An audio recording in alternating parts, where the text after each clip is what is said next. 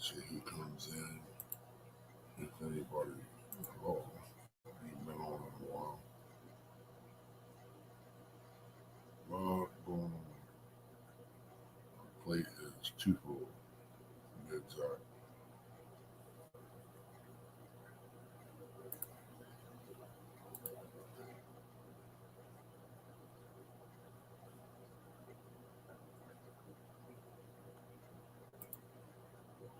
Yeah.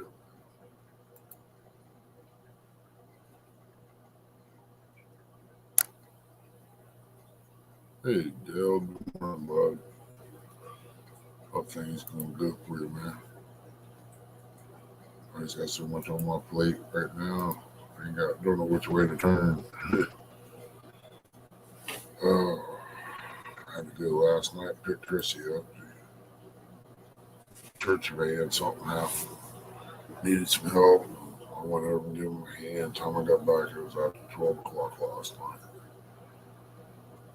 This morning, I gotta go. Chrissy's going up to see her sister at the hospital. I've got to go. I have plans, but I guess I'll take her up there to see her sister so I can unload the scooter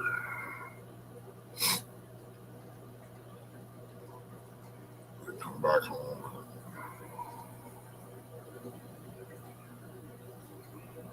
Start out there in the garage, get things moved. I got to do a windshield tomorrow on the car.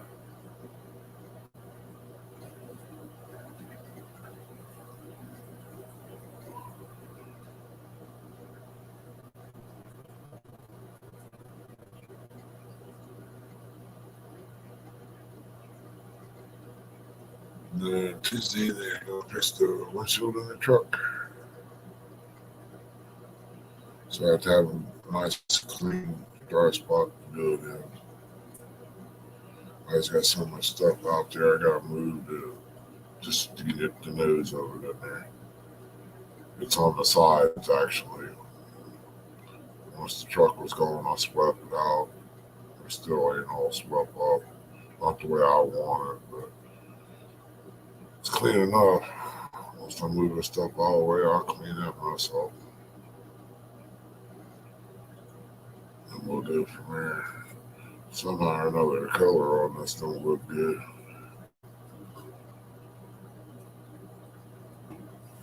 What it is, I don't know. I've changed everything under the sun. Probably go up Harbor Freight today and pick up a few things. I guess while I'm out. That van, I got to figure out where the hood release is on it. Cool. I hope you guys do good this morning up there. Oh man, I didn't want to get up this morning. I had to take these heart meds.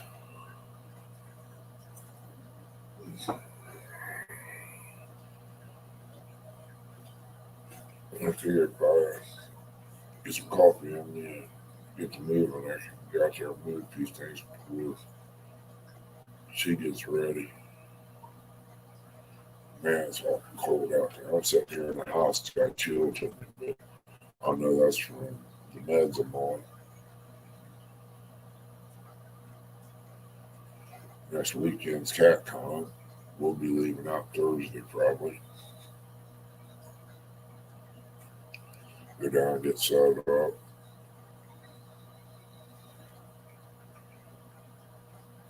probably cook out on the grill all the time we're down there.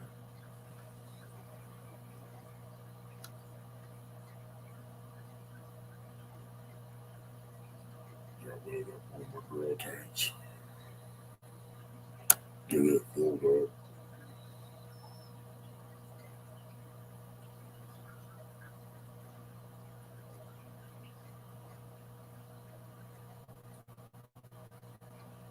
Load up that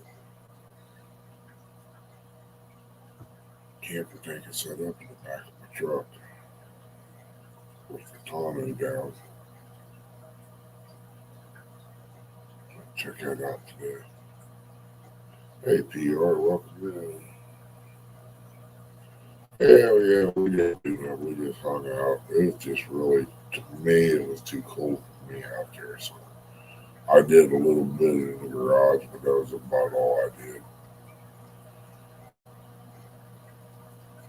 You should have come with him, girl. We just sat at the table and talked. Pretty much about all we did.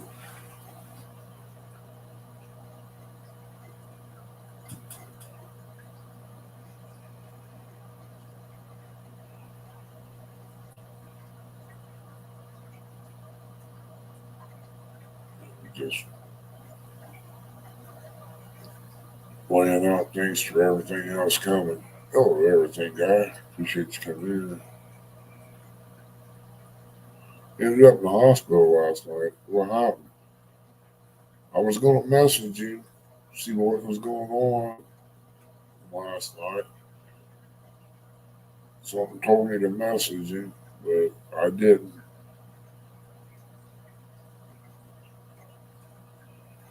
Over that food he ate over there,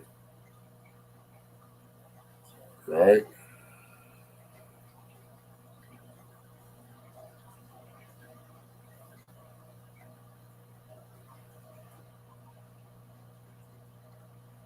Normally they'd be more than this here and everything, guy, but I guess everybody got out and had a wild party last night. Or it could be where I ain't been on in over a week. That could have something to do with it too. Just really been too busy to get on.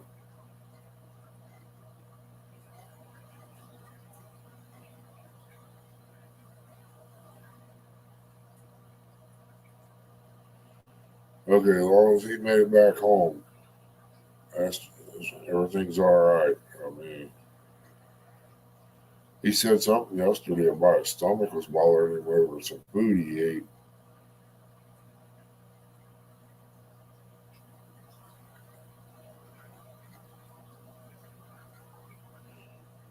Well, they was drinking some orange Mountain Dew, looked like yesterday. I know he was feeling sick in his stomach from eating over at Hardee's.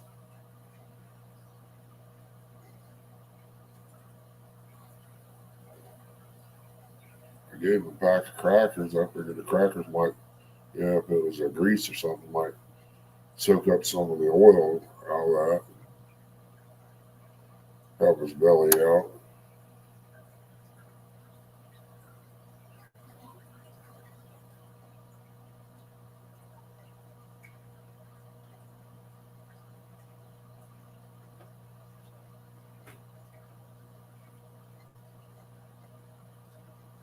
I made some of that Braunschweiger Don R dip last night.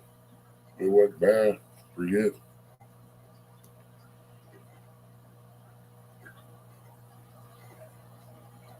Good morning, crossover. Welcome in. Anybody wants to post anything, something's coming up or their link, you're more than welcome to do it.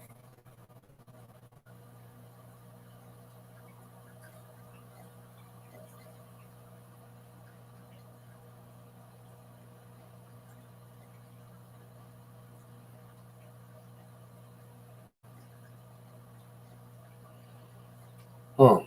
Yeah, he said he was saying out here right before he left, he said it was about nap time.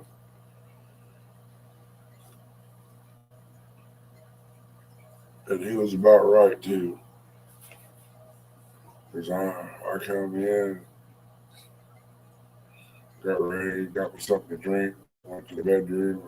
That's pretty much where I ended up. Stretching out, resting my feet and stuff, watching TV. I must have went to sleep, woke up about 8 o'clock. Then I had to go pick Chrissy up.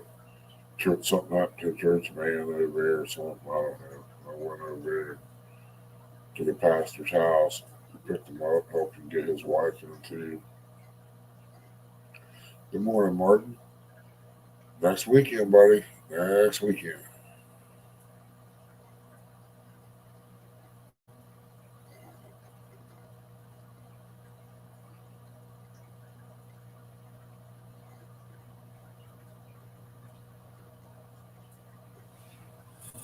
Nah, he don't snore. I bet he don't ask him. He'll tell you. Good morning, Big Slim.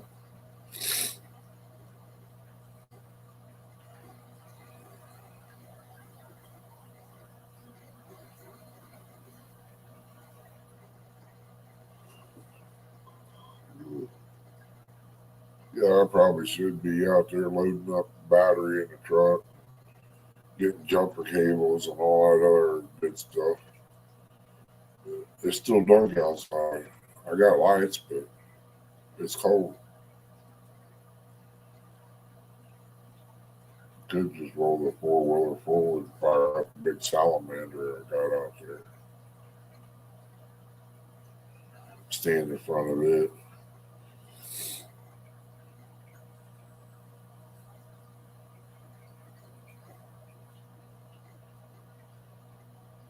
Really need to put that boat battery on charge.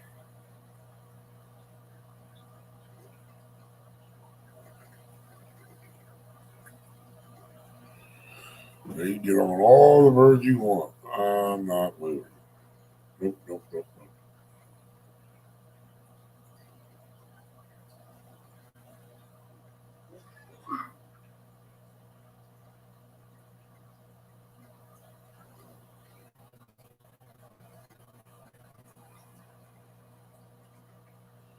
Wow. That Mountain Dew just ain't it ain't as good as water for you. But 8 bottles a day, he's only drunk one, that'll do it. I'm so dehydrated right now, or my skin's so dried out, they're cracked, my hands are. I put corn huskers on there and it don't seem to be doing any good. I'm gonna get me a pair of rubber gloves, saturate my hands in some lotion, put the rubber gloves on and wear them for a while. That way it'll soak into your skin. Good morning, Brother Lee. Hope everything's doing good.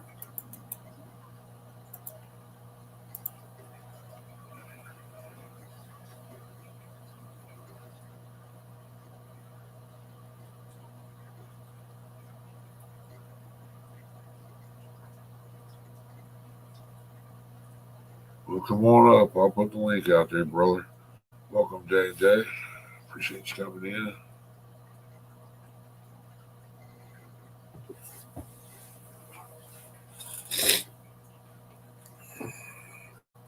That's awful, man.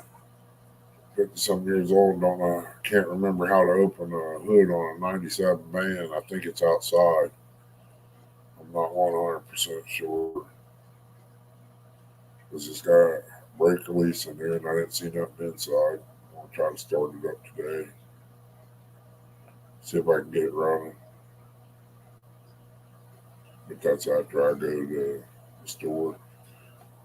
Thinking about making up some power boxes and raffling them off.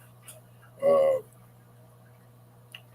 they just won't have the battery in them because it costs more to ship them with the battery in them because it's considered hazmat, even though it's sealed tight.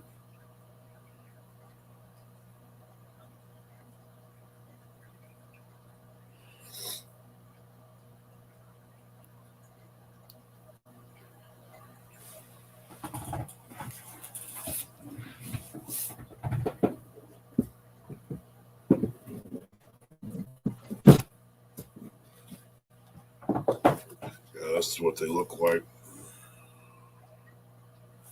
You got your on and off here, and then we'll show up the green light. But right there is your voltmeter, and then over here is two USB ports, and then a cigarette lighter plug you can use for light. The others can be used for cell phone chargers or whatever the case may be. But I'm thinking about making some boxes and raffling them off. See how well it works. I gotta take it in and see what it would cost to have it shipped anywhere within the 48 states. It might scare me. Good morning, Polar Bear. It's a power supply, Bear.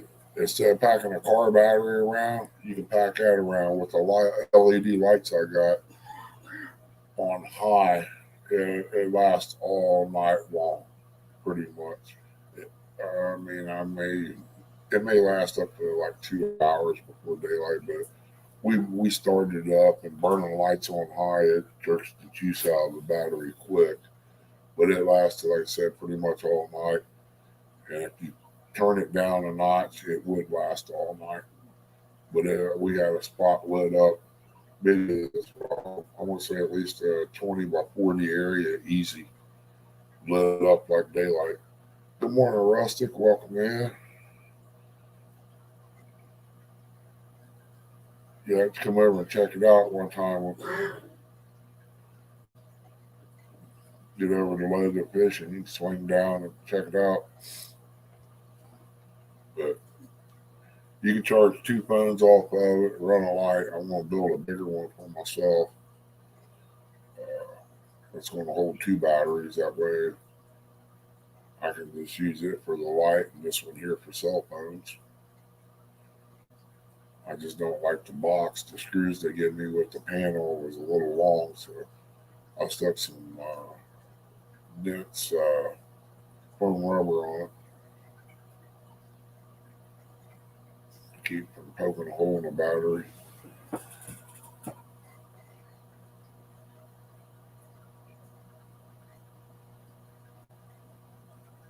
If you ever be getting you some coffee, dude, you're gonna have problems. You're gonna end up shaking and jerking all over the place. I get like that when I don't eat during the day. The only thing I do is drink coffee.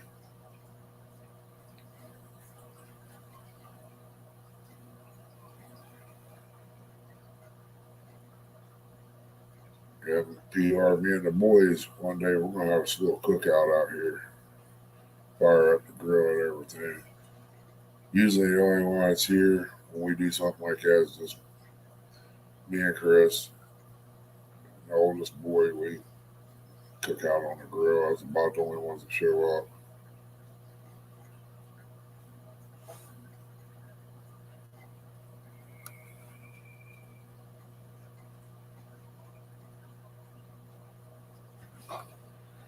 I want to say, let's see,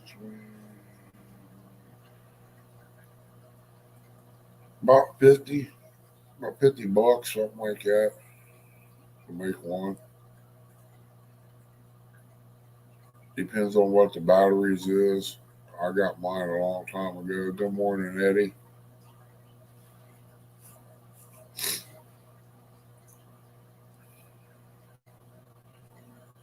Copycat, welcome in. Like I said, Bear, I want to try to make a bigger one size bigger. I want to get the box. If I get the Harbor Freight today, I'll get a box, check it out, see what's going on with that. Maybe, just maybe, I might be able to swing 2 batteries this summer. Like a willing deal, get 2 batteries to go in. I mean, they're not real heavy. Curtis and them, they like them real well. It beats packing a boat battery around or car battery wherever you go. Just like Danny Stone packing that generator over the hill and all that. Use this right here, wire it up, get some LEDs, and you're good to go. I mean, generator's fine, but you got all that noise. Welcome in, Uncle Lou. I got 10 great people in here anyway this morning.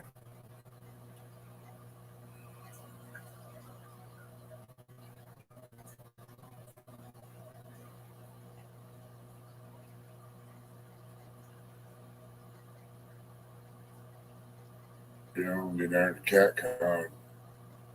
I want to ask him, hey, where's your Uncle Lee rods at? Oh, you don't have any? Well, guess I'll be wanting any of the other ones. You need to get a hold of some Uncle Lee rods. That's what I'm going to tell him.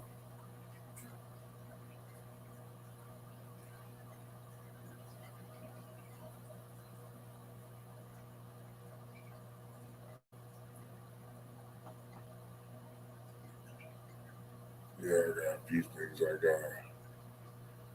I'm working on. I got about 2 more irons in the fire. Chrissy's got one of them. I just hope it pans out. I went out on a limb. I hope it works. Maybe I can make my money back. Maybe I can't. But I bought her the stuff she needed for. I think I got everything. The stuff she needed to do hats, shirts, and mugs with.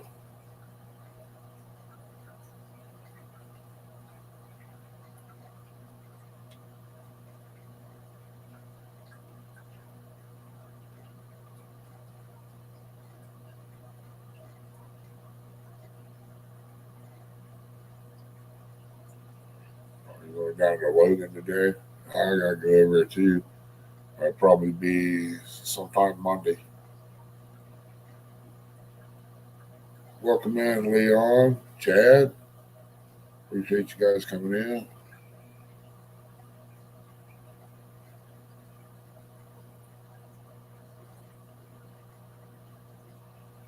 Well, I hope you guys win there on that bowling tournament. We have a special guest here this morning. Welcome in, special guest. I ain't nobody special, Ernie. You know that. Yeah, you are. You're Mr. Lee Evans. You're special to me. You're my brother. Morning, everybody. How are y'all doing?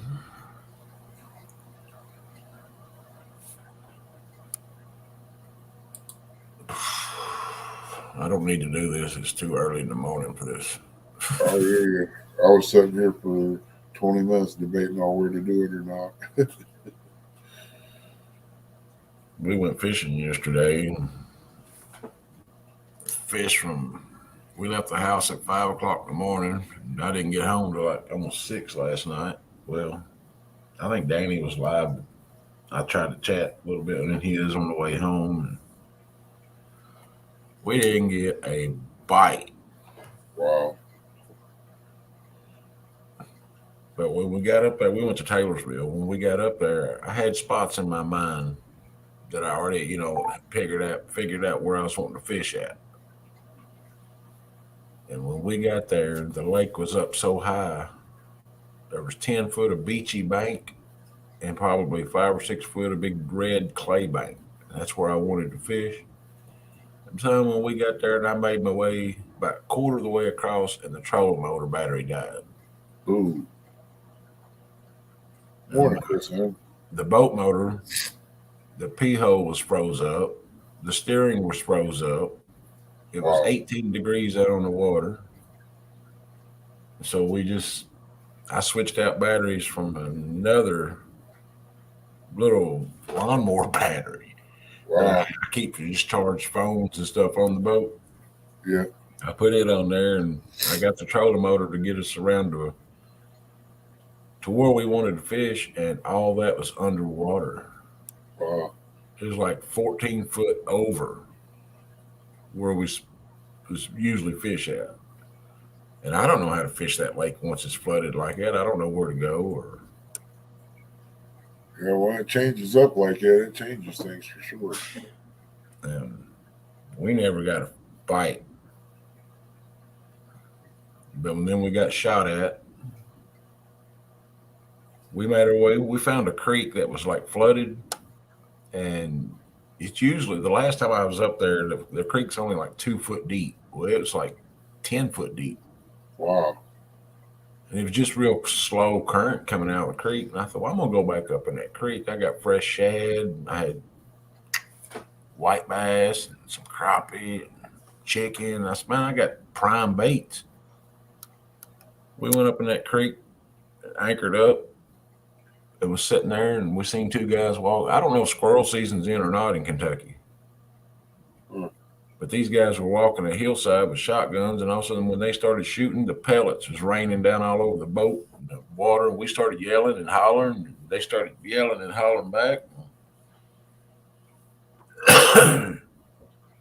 That sounds about like when me and boy was little. We went pheasant hunting, man. We had pellets falling on us because we heard them hitting the guardrail.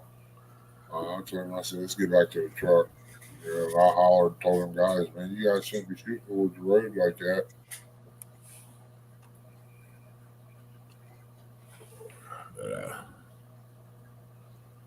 I really didn't have no intention of going yesterday because shoot, I couldn't afford to go. But the boy that wanted to go, he's like, "Hey, I'll help with the gas," you know. Yeah. It's always good to have somebody helping with things like that, man, because coming out of your pocket, one person's pocket, it hurts when you really ain't got it. Well, it's an hour and 30-minute drive to the boat ramp. Well, you figure that's 3 hours of driving. Yeah. Pulling a boat, my truck uses twice the amount of gas it does pulling the boat as it's empty. So, and then the battery died. Oh man, so Yeah, that's what on that Dodge van, I had a key made for it. I don't even know if the thing run or not, but I'm out some money now for a key. Now I'm gonna take some time, go up and get a battery put in it. I gotta charge up my boat battery I got out there. It's brand new. I just use it for starting the boat. Charge it back up, get top notch on it. So hopefully it's top post battery for it. See if it'll run. If it runs, it's great. If not, I'm out some money and don't know if I can make it all back when I'm done by scrapping or not. and plus when we first started, got there and started out across the lake, it was foggy, and there was enough debris on the lake, that end of the lake, that I honestly believe that you could just about some of the biggest logs and trees that you could have stepped out of the boat if you had enough balance that you could have walked across portions of this lake. Wow. And then about an hour after daylight, the wind kind of picked up. It was slight good. It was a slight breeze, you know, it was enough to mess with you.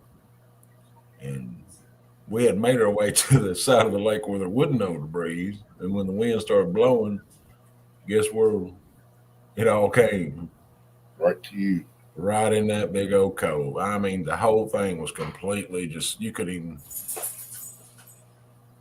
but you know, it's, you live and learn. I mean, Yeah. I was helping an old dude cut moss out of a pond once. He said, I'll just cut it and pile it up. You know, we're out there waist deep in water cutting this stuff and trying to stack it. He said, it's all going to go over there on the freeway side. I was thinking to myself, how's this cat know it's going over there? The wind ain't even blowing that way yet. It's just calm. And next day I went over there, every bit of it was on the freeway side. We went out there with pitchforks. I was flipping it up on the bank. Well, I didn't do too bad. I ended up with some crawlers out of it. So yeah. I used it to fish with later that day. Well, I actually thought about going up to Wilgreen this morning because I feel like I could have done better at Wilgreen yesterday than I would have done up there now. But like Rustic was talking about, they're talking some pretty major winds later this afternoon, and I just went outside and smoked. It's like a steady breezing already to crack of daylight. So I ain't even stuck my head out the door yet. Morning, Keith.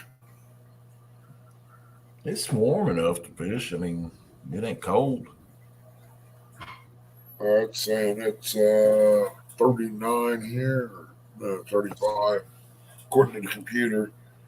But with them blood 43. thinners, man, I'm sitting here with a thermal on. I'm going to throw another T-shirt on before I go out there in a light jacket. I woke up at 4 this morning, 4:30, and I was sweating. And I was like, what the heck is going on? And I got up, and I remember Amy. I know she done it. Because I remember her before I went to bed. She's like, it's so cold in this house. Somebody got up and bumped the thermostat up to 74. Oh, yeah. She messaged me, says I fell. I tripped over something. I hit something with my finger, but I don't know what it was. I hope I didn't wake Lee up. I'm going back to bed. See y'all tomorrow. It was an accident. I think we're supposed to get 60-something degrees today. She might have tripped over one of Emmy's toys. You never know. Well, I got all them picked up. She ain't been here since Thursday evening, so that wasn't it. But she's growing, man, and learning, that's for sure.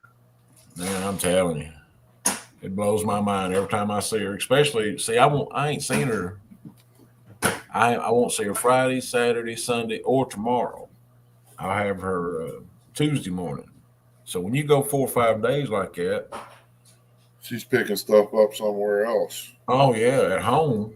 I get her about halfway trained to pick her toys up and tell me when she's got to go to the bathroom and all that, and then Dalton don't hit the lick of the snake with her. Yeah. Well, she's definitely learning, man. I sit here laughing at her singing and carrying on, doing that stuff. Like, yeah, it ain't gonna be long. Uncle Lou, get off your SpongeBob drawers and come up here and talk to me this morning. Yeah, I think I heard Chrissy get up in there. It's 5:56 in your country. It's 6:56 here in God's country. Hey, I'll be right back. All right. We got Rustic Outdoors is in here, Uncle Lou, Chris M, Martin UK's in here. PR was, but I think she's crashing. Said, hey, Keith Doc's in here. PR, I hope that Curtis feels better. He said, nope. What, you got issues, bro, man? Come on. Back in the day, everybody was so freaked out. They didn't want to mess with Uncle Lou. And guess what? Lee Evans timed his big ass out. Because Lee didn't care. I'm sorry, Ernie. I didn't mean to curse on your show.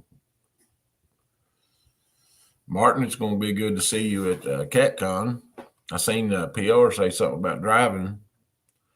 Man, Uber it. It's just as cheaper. You download the Uber app and Uber it. Or shoot, half the time, if you're up there,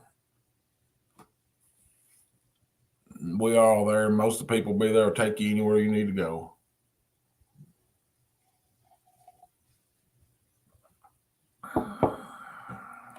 So I wouldn't worry about no vehicle, Uber, taxi, or nothing. You got too many people in here that help you out. Hunting and stuff with J&J. Good morning. Welcome to the Ernie Brown Sunday morning show.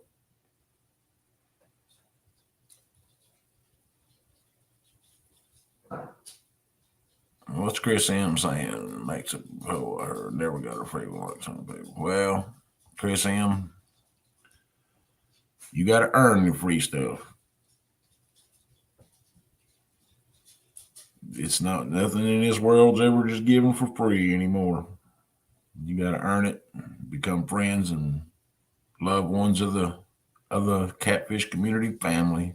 You got to earn your way in. That's what I used to tell old Bird's Nest, aka Backlash.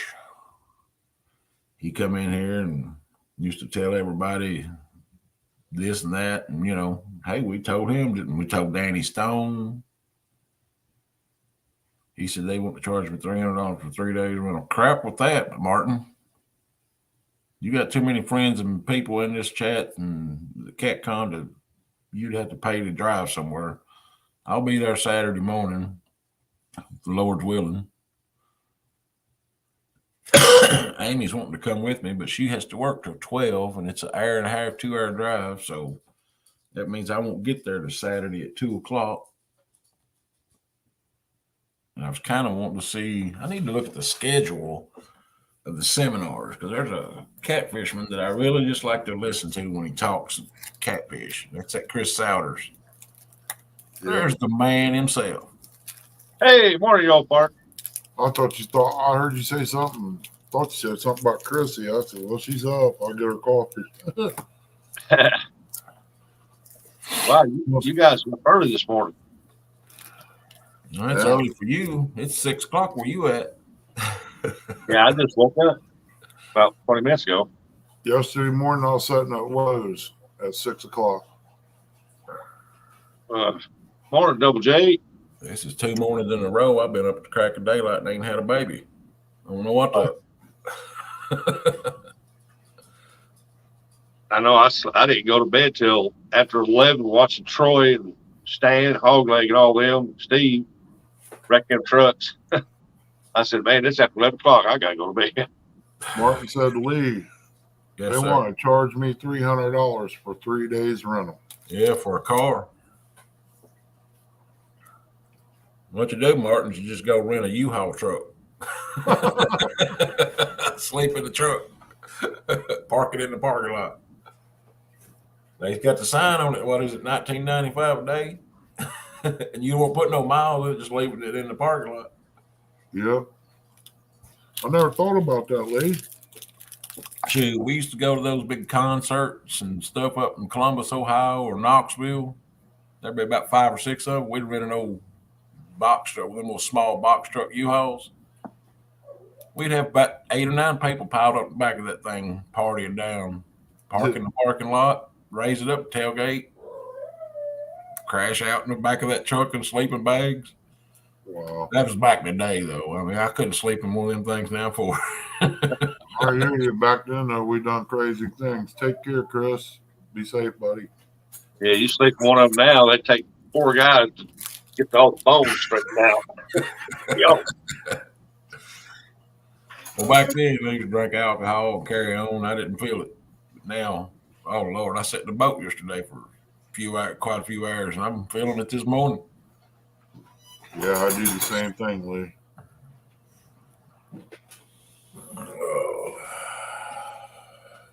One trip in the boat, it takes me about 2 days to recover.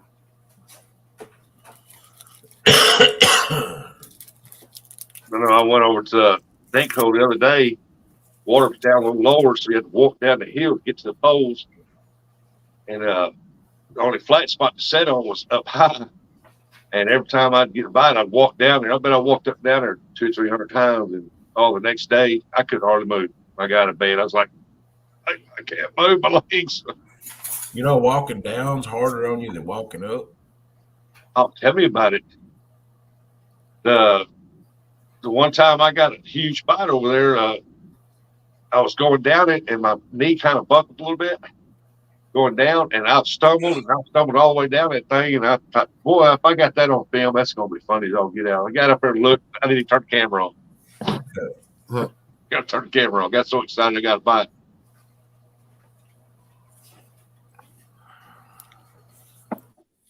Now, I'd go fishing today, but man, it's supposed to be pretty nice, almost 60 degrees, sun shining, but 20-mile-an-hour winds with 40-mile-an-hour gusts. Oh, that's too much for me. It says our winds right now are at 5 to 6 mile an hour with gusts of 10 mile an hour, but they're going to get up to 34 to 40.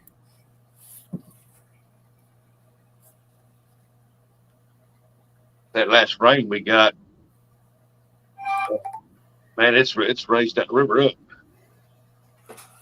And you know, y'all seen me enough out on there that if the water ain't just right, you don't catch fish out there. So it's just a losing situation for me. So I'm just going to Daytona 500s today. So You'll be sitting there in your chair doing this. I'll be sitting in a chair like this.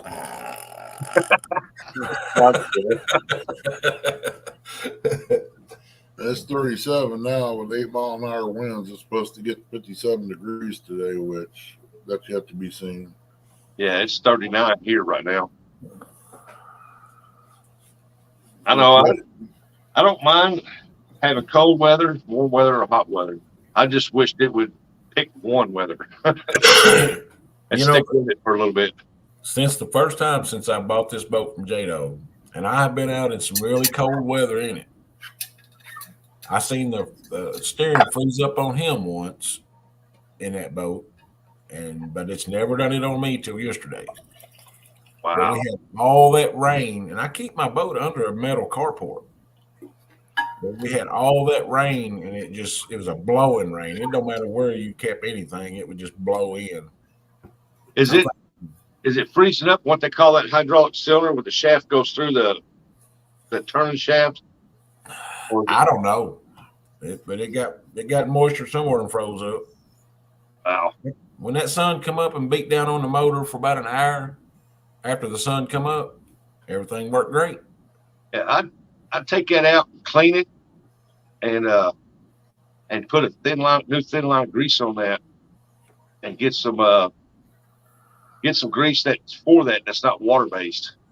Well, it's the shifter that goes into forward or reverse that froze, and then the P hole was froze up. I mean, I didn't want to take a chance of running it, and Yeah, you did the right thing not running it. but then I said, well, I'll use this trolling motor just to get where we're going. So I bumped it up and took off across the water, and we got going across, and all of a sudden I said, are we even moving? Because the wind was blowing, you know. One assist. Yeah, I've only ever had the Ranger I got down here. It froze up one time. It set out and come a rain, and we was crop fishing on Wappello, and it was during the wintertime. And went out the next day. We was lucky right there. I reached up there and I went to get something out from under the steering wheel, and I hit the steering wheel, and it wouldn't move, and it was froze up. So we didn't go out, but come to find out, my cable running from the motor to the throttle handle, it had little cracks all in it. Water got down inside there, and it froze. After what mine is, you know, I ain't looked at it because it's all underneath all the sidewalls of the boat. So yeah. I don't know. That might be what it is. I mean, there ain't much to them cables from back here. Either they got splits in the rubber coating that goes around it, or that, like on this Ranger right here, I couldn't get it turned one direction, and I took that cylinder off that turns the motor. That thing was gunked up with sand and had water beads in it. I thought, yeah, I got to clean this. Once I cleaned it and put a real super thin layer of grease on it, I ain't never had no more trouble on it. I took some Teflon spray and sprayed the shaft on the trolling motor. Man, that thing works great up and down now. It was getting kind of, you know, there was just stuff building up on it. You could see, you know. I took a cleaner and wiped it off with vinegar water and just sprayed it with that Teflon spray. That thing slides up and down now. You about have to hang on to it. Yeah. People don't realize that pollen floating around in that air gets over everything. And if it gets down to anything it turns, it cracks, it packs in there. Yeah.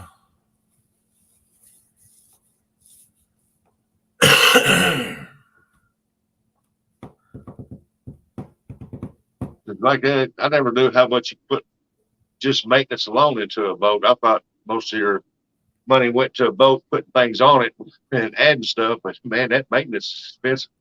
Yeah.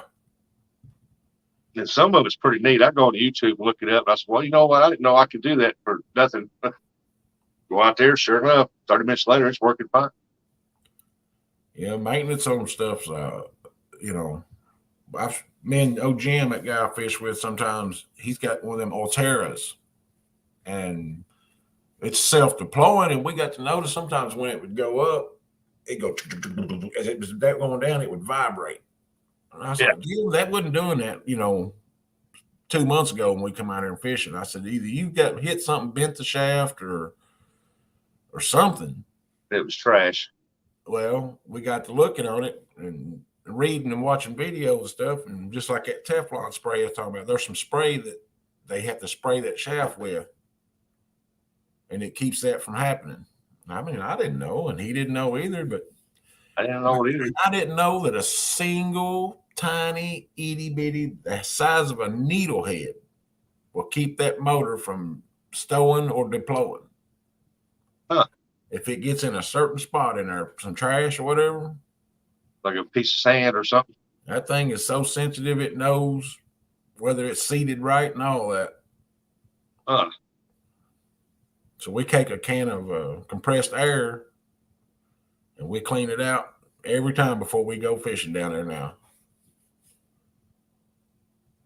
I mean, it's little things like that can prevent issues while you're out on the water, you know. Yeah. Yeah. That's why on the Ranger I got the trolling motor set in a certain spot where I can deploy it from the boat when it's still on the trailer, and we'll hit the trailer to make sure everything's working right. Yeah.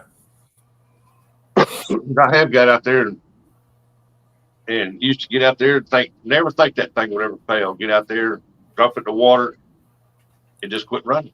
What's that? Just like my battery issue. I was just bragging the other day. I was like, boys, these batteries, one of them's a 2017, one of them 2020. I said, boy, these batteries have been the best ones I've ever had in my life. I mean, I've never had an issue with them. I even bragged to a guy, I was like, you know, I took that battery and run it for 6 hours straight, nonstop.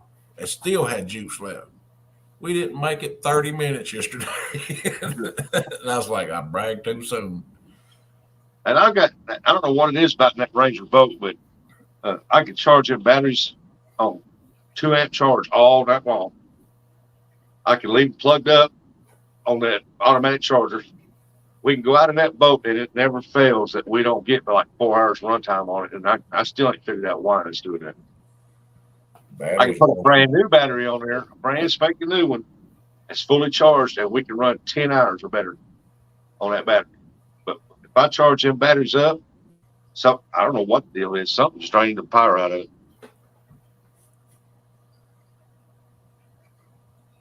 How old are the batteries, Rusty? Huh? How old are the batteries? Oh, the batteries I got on there now are about 3 years old, but when I put them on there brand new. Well, that's, you know, my truck battery. It was only a year old. I went out one morning, went to start my truck, and I noticed it was dragging just a little bit. So I went on to town. I said, well, you know, I think I'm going to get my oil changed. And I went into oil, you know, when they do an oil change at a place, they check everything. The guy come up and said, hey, man, your battery's only showing like 30% charge. I was like, what? It's a brand new battery. It ain't even a year old. So I took it straight back to Advance Auto. They come out, took it off, took it in. He's like, man, you just got a bad battery. We're just going to change it out. Yeah. You get some bad ones sometimes. Welcome in. Well, it's like on my old fishing van out here during the wintertime when it's real cold. I got to disconnect the positive cable off of it. If I don't, it'd kill that battery. Morning, Lauren. If during the summer and warmer months, I can leave it hooked up, and that thing will sit there 2 or 3 weeks, go right there, fire right up. But I don't know what it is about the wintertime, but it sucked that battery plumb dead. Do you got a security system on that vehicle? Huh? The security system on that vehicle, if it's got a light that flashes, it'll run that battery down quick. Yeah, it's got a. Oh no! On my van, no, it don't have that. Better be plugging them batteries in a couple of days. The van's at 2 amps. Mine's at charge 100% of the time it's off water. That's why mine stay on charger. I mean, when mine's parked out here at the house, I'm constantly, at least once a day, going out switching the cables over because I don't have a setup where mine all charge at one time. Yeah. I got to switch my charger over, and I do that at least once a day, and keep them batteries constantly till the charger just clicks off. You know. Yeah. You know, I think if you're small water, I think that if you're gonna have a boat and you're gonna fish on a boat quite a lot, it's well worth the money to invest in one of them. Three charger. Yeah, and where you can hook up 3 batteries at one time. When one charges, it shuts off. It charges the other. Too many. I keep saying I'm gonna do that, and every time I go and I look, and I was like, man, I'm gonna get me one. Then I think, nah, I can't afford it right now. Just pass it on. I'll just keep doing what I'm doing is working, and then next thing you know, I'm in the spot I'm at. So yeah, they're what, $300-400, ain't they, Lee? Somebody said you can get one at Walmart for like $49. Yeah, you can get them cheaper than that. I mean, if you want the big high priced with somebody's fishing name on it, oh, you're gonna pay for that. But you can go to Harbor Freight and get them, and a lot cheaper than that. You can get them at Walmart, like at least that cheaper than that. And like with that boat I just bought last year, I'm putting one of those this year. I'm buying one. You talking about one of them trickle chargers over at Harbor Freight? Right? Well, it ties all your batteries to one thing, and all you got is just one plug. When you plug it up, Oh, okay. it I charges. didn't know Harbor Freight sold them. I thought they had the singles over there. Now they have the doubles. Now they got the doubles, Okay. but I don't think the one up here in Sykeston up here, they had 2 on the shelf that you can put 3 batteries on. And I started by it then. I thought, nah, I'll just wait. I ain't that big a hurry. The winter's coming on. I ain't gonna worry about it. And, Yeah, I know they had a sale on the single ones for like $5 a piece, and I didn't think they had 2 or 3 bank. Yeah, they've got a bunch of those, but I've got one of those. But man, it takes like 24 hours for that battery to get fully charged with that thing. Yeah, I didn't know. I was just gonna throw them on there, buy up 3 or 4 of them and just put them in the garage and just hook them one to each battery and just let them sit there and charge. They kick off when they're done. If the battery drops, it'll kick back on, I think. Yeah. I take that back. Walmart don't have them that cheap. I'm on their website right now. Welcome in, Small Water. I think the cheapest one they got is $139. Yep. That's cheap. 2 bank. 2 bank. Hmm. Well, that's all I need is a 2 bank. I don't need a 3 bank. Well, see, I'm planning on running a battery for my lights, a battery for my trolling motor, a battery for my fish finder, and a battery to start my boat. So I'll be running 4 batteries in mine. So you look at an extra 200 pound on your boat. Right there. I know, but yep. That's why I went to that for charging the phone and the lights. Is that one that's ammo can I made? I mean, it's good for that. Yeah. Because my boat motor's got a battery back there in the back, and then I got 2 I set up front, and I keep that little lawnmower battery thing that I just move around all over the boat whenever somebody needs to charge a phone or. Well, see, I plan on when I redo the deck I used to own this boat, and I redone the deck. It had a live well in the front. Well, I took that and covered that. I didn't want that there because I wanted to add a 3rd seat in the middle, and because it had 2 seats in the front, and I wanted to add a 3rd. And so I took that out. Well, this year I'm gonna open it back up. But I'm gonna move it forward a little bit, and I'm gonna keep 3 batteries in there, and one the start battery is gonna be in the back. You're right, Small Water. That's about right. I got about 3 or 4 in my pontoon. I got a starter battery, and when I get done, 1 battery is going to be for the fish finder, and the other 2 is going to be like a backup or light batteries. Yeah. Well, I think they lie because I look outside here and I don't see a limb, a birdhouse, or what are them little jingly things the old lady has all over the carport? Wind chime. Moving. It's shining bright there at Lee's. It's still dark here. Yeah, it's just now breaking daylight, and there ain't no wind blowing here either. Ernie, it's past daylight, son. Just hanging. It's past daylight. You just need to stick your head out further. You further east than I am. I'm further west. I mean, but Ernie's way up east. Yeah, y'all keep Curtis in your prayers. He had chest pains last night and had to go to the hospital. He's home now. They said he was dehydrated. When he was here at the house, he said he was having problems with his stomach being upset. He ate something at Hardee's and it tore his stomach up. Huh. So I don't know what all's going on. I'll find out later. It's feeling any better? His mom just told us this morning that he's home in bed, sleeping, snoring. He must be feeling a little better then. Yeah. Uncle Lee said he has 5 in his. Yeah. See, I just want to have one in the back, because I've been trying to find an aluminum tank to put in that boat and get rid of that plastic fuel tank. And then I want to in the front have 3 batteries, because I'm not a real big fan of running my trolling motor and my fish finder off one battery.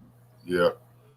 Fish finder Now, if uses I'm a lot not of going to go juice. fishing at night, I might, swap, just run 2 batteries and just run the trolling motor and the fish finder off those 2 batteries. But if I fish at night, I'm gonna need all the light I can get. There you go, John. So posted a video yesterday from a new lake and already have a charter there for Tuesday. That's how YouTube works. That's pretty cool. That's the way to do it, brother. They'll get on the boat with him one time. They'll smell aqua velva and bourbon, and they won't go back. Lithium. Oh man, I heard them lithium batteries were expensive. They ain't cheap. Well, the lithium batteries, are they cheap? I mean, lighter weight? Yeah, they're supposed to be. See, I wanted those 6-pack batteries for trolling and stuff, but man, them things are outrageous. And I heard that sometimes you don't want them things, because sometimes they don't hold the charge like a regular. But man, we went back in a cove yesterday where where the wind was kind of out of the wind, and that cove was like 40 foot deep, and it ain't probably 25 yards wide. I mean, it's just a straight little valley goes back and up in here. And I've never seen so many crappies stacked up under trees in all my life, son.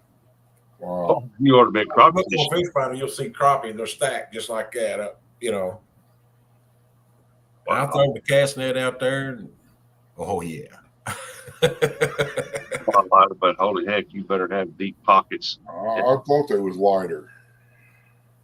Well, I hear you there, John. Well, you need to go back here crappie fishing then. I don't crappie fish. I don't even know how to crappie fish. I tried a couple of times, and I said, this is ridiculous. The boy that was with me said, we're going to go bass fishing this spring. And I was like, I tried bass fishing a couple of times, and hey, it's too much work. Over and over. Over and over. And you'll hate skipjack fishing then, because it's like it. Well, skipjack is different. You're catching, 9 times out of 10, you got one on the line when you go see them running and you're catching. But bass fishing is just like catfishing. You don't know when you're gonna catch something. Yeah, That's true too. Yeah, with skipjack, you've got one about every other cast. But bass fishing is, you're difference between that and catfishing. You're moving around searching for that fish, constant throwing. He said bass fishing is like, no, it ain't, because I know where the deer are gonna be. yeah. And I can reach out there 250 yards and get that deer if he don't come close enough. And the bass fishing ain't like that around here. Now, down there where he fishes at, that's probably like fishing the Potomac for catfish. Yeah, that deer come back last night. She hung around. Yeah, bass fishing and hunting are way two different things. I mean, if you're a good scout, you'll be on top of the deer. Plus, I can't sit in my truck and catch a bass like I can deer. Exactly. You're nice and warm. Yeah, and all I got to do is crack the window just a little bit. Watching YouTube, look around, watch YouTube some more. Hold on a minute. Pow. Okay, I'm back. What do you want? Well, Ernie, I'm going to step off of here. I'm out of coffee and it's time to smoke. So, Come on. Good to see you again, Rustic, Ernie. I appreciate you coming up, Lee. You know you're always welcome, brother. All right, we'll see y'all. All right. Tell Miss Chrissy I love her, and I'll see her later. I will when she gets up. I ain't going in there. My life might depend on it. Well, go get her some breakfast ready. Well, that's why I'm waiting. I'll stop somewhere on the way to the hospital. Country ham, gravy, and biscuit. 2 eggs over easy and some toast and jelly. No, I'll only do half of that because if I go all the way like that, she thinks I done something. What do you want? What this? That sounds like somebody clapping for Lee. That was Tuts here. She's shaking her head. Taking her head. Yeah. Then she turned around trying to bite my hand. She wants to play this morning. Well, come on, get up here. Come on. Man, Lee, y'all. Have a good day, Lee. Yeah, I was laying there in bed, man, sound asleep. I started hearing this dog bark, and I thought, crap, somebody's trying to get in my house. What? And so I figured it was Abby barking. Yeah. And I come out of the bedroom, and she's laying there in front of the door of the bedroom. Be good. And I was looking, did you bark? She just looked at me like she'd been asleep. I'm like, she didn't bark. Yeah, this one here, she Got y'all playing while I step out. go now. Lee said he's got you still playing while he steps out. Okay. Appreciate it, Lee. Yeah, me and Paulson was going to go fishing today. He's still thinking about going. I told him, I said, I'm not fighting them. I'm not going to sit out there and fight them high winds. Yeah. That's like me. I got that pontoon. It's a wind catcher, but if you set it right, just set your lines right. You know, if they're going to run, they're going to run with it. If you're going to hook one, it's going to hook itself. I mean, you got the sway, which it kind of messes with your eyeballs, and you want to grab a rod. Well, if you're a bank fisherman here in this part of Missouri, when the wind blows out of the southwest, it just on the Missouri side, there's just hardly no place to get out of that wind. Yeah.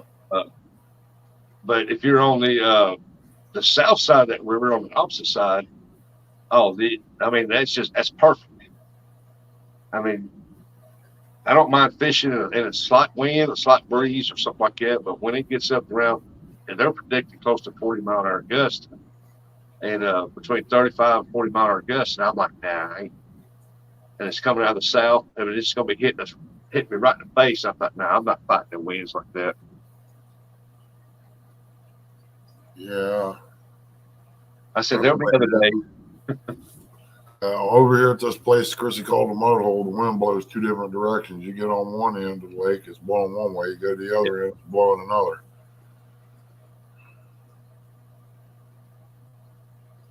See, for month of February here in this part of Missouri, the Boot Hill, we have always, all winter long, we've had nothing but north winds. That's where our winds should come from. But this year, all of our winds have been coming out of the south. Only just a few days we've had north winds. And I'm telling you, the wind patterns changed down through here, and it's just gotten unreal. Yeah, Smallwater said bass are spawning hard. He said nothing like hooking into an 8-pounder in a foot of water. Hey, Indiana Chris, welcome in, buddy. Well, heck, you're down there in Florida where it never gets cold. Yeah, there are people down there eat Oscars for breakfast, and up here they sell them in pet stores. Yeah. Hey, Andy says listening and doing chores. Yeah, I thought she was getting up. I had the boy pour her a cup of coffee. It's probably cold by now. Yeah. That's all right. Get her another cup. Pour half and half. Should be all right. Yeah, that's what I've done. I have to go get me another cup of coffee. Yeah, I could have swore I heard Lee say something about her. I thought, well, man, she typed in the chat this morning. Yeah. She's up. Well, I wasn't nowhere around the computer, so I just assumed. Ernie, I put a video out the other day of me and my brother where I was down there fabricating, making some new rod holders. And after that video dropped, 2 hours after the video dropped, my phone rang 4 times. So I got 3 messages, people asking me about them rod holders. Cool. Rod holders. Yeah, I thought about going over and buying me a plasma cutter and get me some rebar and try to make me some. I mean, the plasma cutter will come in handy for me and making a few things here and there, using it to cut things in two, but it all depends on what I'm doing, you know. Go watch our video from yesterday. Have some great footage of big bass fighting in the shallows. I'll go watch that. I would go watch it, but I'd cry. I mean, yeah, that's a tearjerker. It's like watching where the red fern grows. Yeah. Because you want to go do it, but you know you can't, and you ain't got that big of bass around you close. Hey, there's Uncle Don. Morning, Uncle Don. Welcome Uncle in, Don, Don. after Ernie's live or something like that, I think later on in the morning, Uncle Don's got a morning live. Oh yeah. He comes on at I think it's 9 o'clock. I'm not 100% sure. Yeah, I think it's 9. It's 8 my time. I ain't gonna be on that long. I'm about ready to shut her down here. I might go till 8 o'clock because I got to get that battery out and check it, and get things ready to roll when Chrissy gets up to take her up there.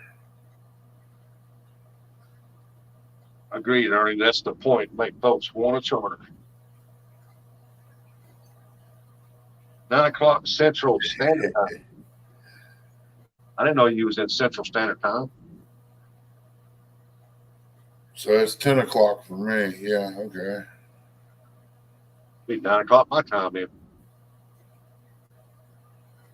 I'll tell you what, Don, I think I might have overdid it with the onions on that. Them no green onions is potent this time of year. I put a whole bunch in it, into a pack of that, and bought a tablespoon of garlic and a cap full of Worcestershire sauce. Only thing I can pretty much taste is I taste the onion more than anything. But I might add another thing of cream cheese to it too. That might help it, maybe a half. I said it's always 5 o'clock in Florida. Well, it never gets cold in Florida. Double Hook, welcome in. I'll put the link out there, Don, if you want to come up for a while. You, Double Hook, anybody? Yeah, Double Hook. Double Hook don't keep catching all that crappie out of that place down there. There ain't gonna be no more. He catches a bunch of crappie good ones too. I know he's rubbing it in. He's wanting to put salt in my dry skin cracks. That's what he's doing. I see where Gregory caught that great old big one.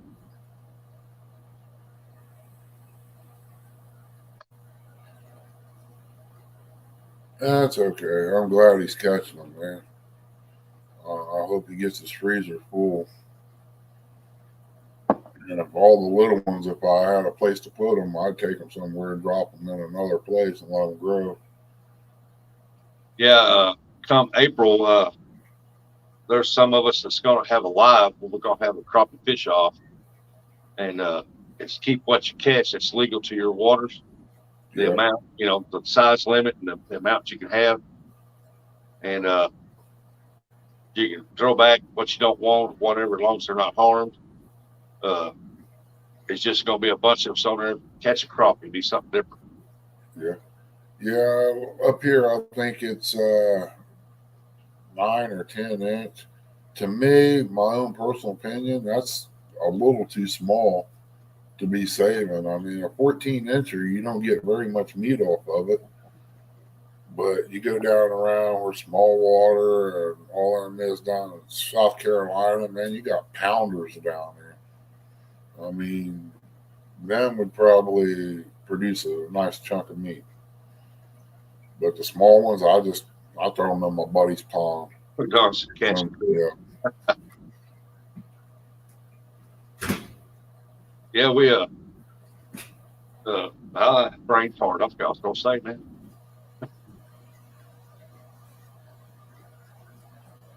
Yeah, they are good bait, and what's bad is in Missouri we can't use them as bait.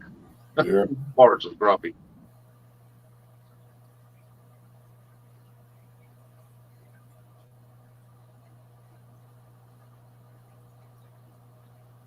Well, and to me, the big old giant slabs, man, anything over 13 inches is just bragging rights for, just showing off. Because to me, a best taste of crappie is about 10 to 12 inch. And anything over that, I mean, they taste good, but not as good as them 10 to 11, 12 inch crappie. 14-inch 2-pounder. I've never seen one like that. Never seen a 2-pounder 14 inch either. No, That's I saw crappie right there now. I saw. I'm going to assume it was a pound because it was monster coming out of there, and Yeah, some lady called it. here is more or less long type of crappie because I caught one that was 19 inches long and it only weighed 2 3/4. Wow. Most of our 13, 14, 15 inch crappie or 15, 14 inch crappie, most of them weigh like a pound, pound and a half, pound a quarter. Yeah, I tell you, there's a lot of crappie over there in that place. I mean, either they're going to bite or they're not biting. That's all it is over at that place where we go. She laughs at me because it's a mud hole. Well, where I normally catfish, it's all weeds now. And I've never, everywhere else I've tried catfishing, I can't do no good. I only got that one spot. Same here, Uncle Don. I went to bed at 11:30. I thought I got to go to bed. These guys keep wrecking. I'm going to bed. Yeah, y'all over there watching that truck driving thing. Uh-huh. Yeah, they had Steve Adams, Troy, Hog Lake, and Susquehanna Stan, and and I sat there till 11:30. I thought I got to go to bed. I tried to watch it and I went to sleep. Oh, I Getting love up it. in the morning does that to you, though.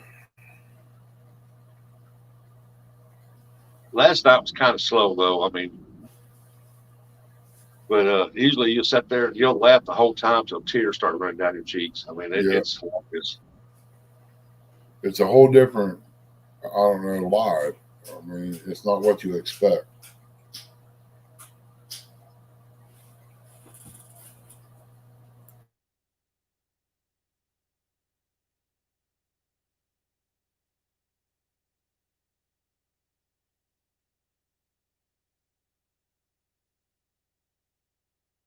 yeah, crazy bunch. Yep.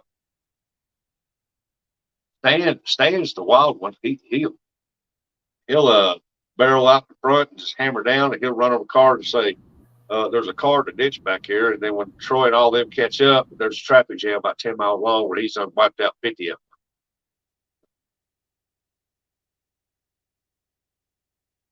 Gregory caught a 2 pound, 15 inch this week. That's awesome. That's weird how some waters have a little smaller crappie and they'll be that big.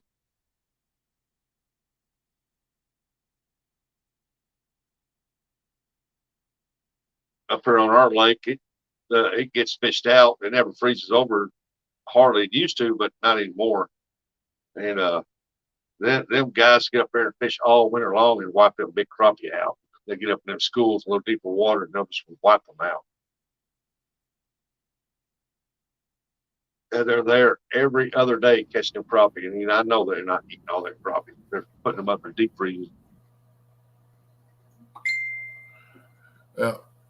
Let's see here. I don't know who that was, but I got an idea. Oh, no, it wasn't who I thought it was. Yeah, rub it in. Rub it in. That's sweet. That's a nice one right there. Yeah. I know during the spawn, if you catch it just right, I love fishing from the bank during the spawn because you'll see them black crappie. I mean, they'll come out of there and their backs will be 2 inches out of the water running up to the bank. And you'll catch black crappie down there anywhere between 13 to 15 inches long. Some big ones. Yeah, here's the one he was talking about. Yeah. That's a nice crappie right there. Yep. Around here, one that big, people will keep them, which is great. They can, it's legal. But to me, I just don't like eating them that big because they've been in the water a little too long and they will have a mud streak in them. Hardly any of them around here get that big. We run 14 poles. Good Lord, man. I run 6 when I'm trolling and I can't hardly keep up with them. Now I run like 7 or 9, but I got to have 2 people.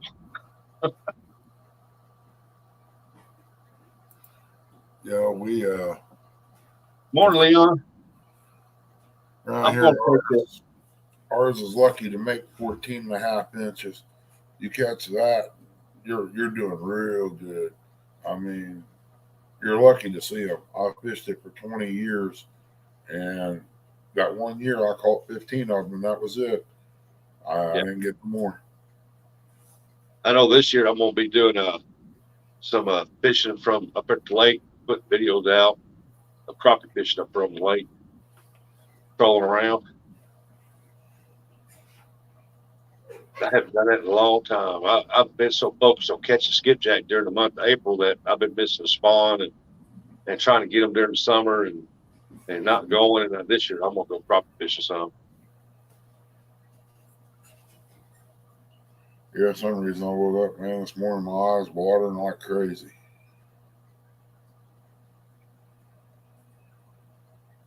Almost makes me wonder if she didn't hit me between the eyes or something other.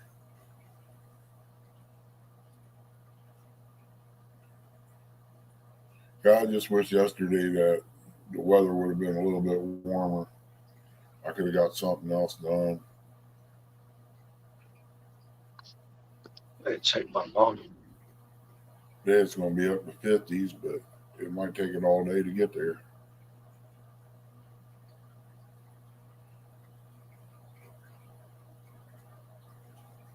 Wow, crappie only live 8 years down here. Wow.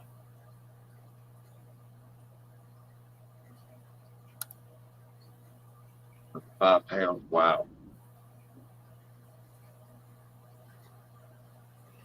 5 pound crappie in Kerr Lake. Wow. I figured crappie live longer than that because it takes longer than 8 years for a crappie to get 5-6 pound crappie. Yeah. Catfish, when they're young, they gain 5 pounds a year. When they become adults, they only gain 1 pound a year. Supposedly, is what they said on what I read. I always thought it depended on the fish. What he ate is how big he got. Yeah. Well, it's like between a blue and a flathead, a channel. A channel takes longer to get real big than the other two. The other two get pretty big pretty quick, but a channel cat, it takes a while for a channel cat to get big. Yeah.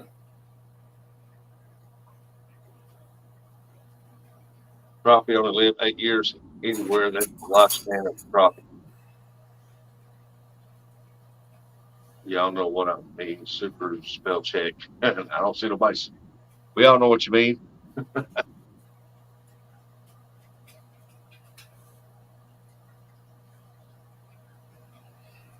Yeah, like I had a tank set up once. I had bass, crappie, and bluegill in it. It was kind of cool when it come feeding time.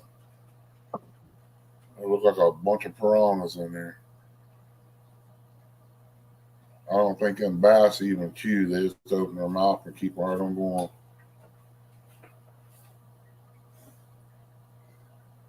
Crappie that get that big have genetic obesity. Bob said they only live 8 years. They grow 3 to 4 inches a year. Wow. Somebody needs to tell that to the crappie on our lake because we got so many small ones and not enough big ones. They ain't growing that fast. Yeah. Take care, small water. Be safe out there today, bud. Good luck to you. Hey, small waters. I guess that just depends on how well, if there's plenty of bait fish in there for them. Yeah.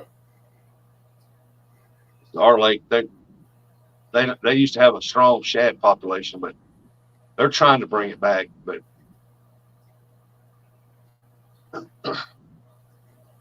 and plus, you know, if you've got deeper lakes, the bigger your crappie going to be. But our lake up here is a shallow lake, shallow water lake. It's flood controlled.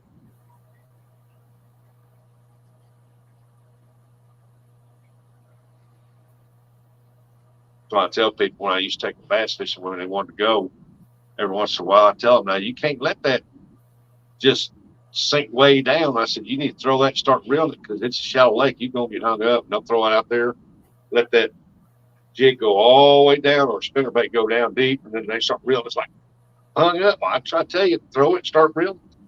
Yeah. Arias World, good morning. Hey, Ryan, welcome in. Thanks for stopping by. got 16 great people in here tonight or this morning. That's pretty good for not being on for over a week. But when you got a full plate, you got to get things done, or try to anyway. I mean, when I get done, I just don't feel like doing a live. I'm looking at knee surgery this fall if I can make it that long. Hey, how's your feet doing? They get better? No, I got 2 toes that I still feel it in, but I keep moving them, trying to loosen everything up. But yeah, I'm first walking on them. I do pretty decent. It's just that right knee is a booger. It feels like it wants to bend the other way or something. I don't know. Huh. I'm gonna probably get Chrissy to get me that brace out and see what happens. I have a leg where a crappie gets 5 inches. That's the biggest you can catch ever. Yeah, that means there's a lot of crappie in there and not enough food. Make them grow.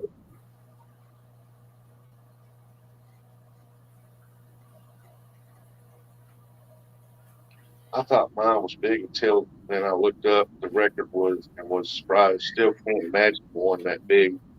10-inch if not for me. Hey, so it's any kind of fish where you catch a big fish, that's a lot of luck. You catch them real big, you know. Yeah. And, you don't get them every day. now, Welcome in, Backlash. about fishing out of this Mississippi River. I mean, you catch a big fish. Hey, luck was your way that day. I mean, it wasn't because of technique and skill. It's just using the right place, the right time. No problem, Backlash. There you go. Hey, morning, Backlash. Morning, Amy. Welcome in, Amy. My little sis. Amy said, "Good morning, Yeah, BFF." Good morning, always. Drop this off here. Oops, wrong one. Uh-oh. Blinked out there for a second. Okay. Yeah. Okay, I see what you're doing. Now.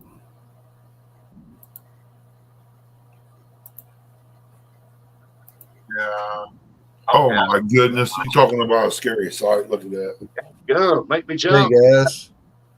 I was watching the screen. I think something Oh moving. my goodness! You're talking about a scary sight. Look at that. Hold up. Go, make me Hey jump. guys. Is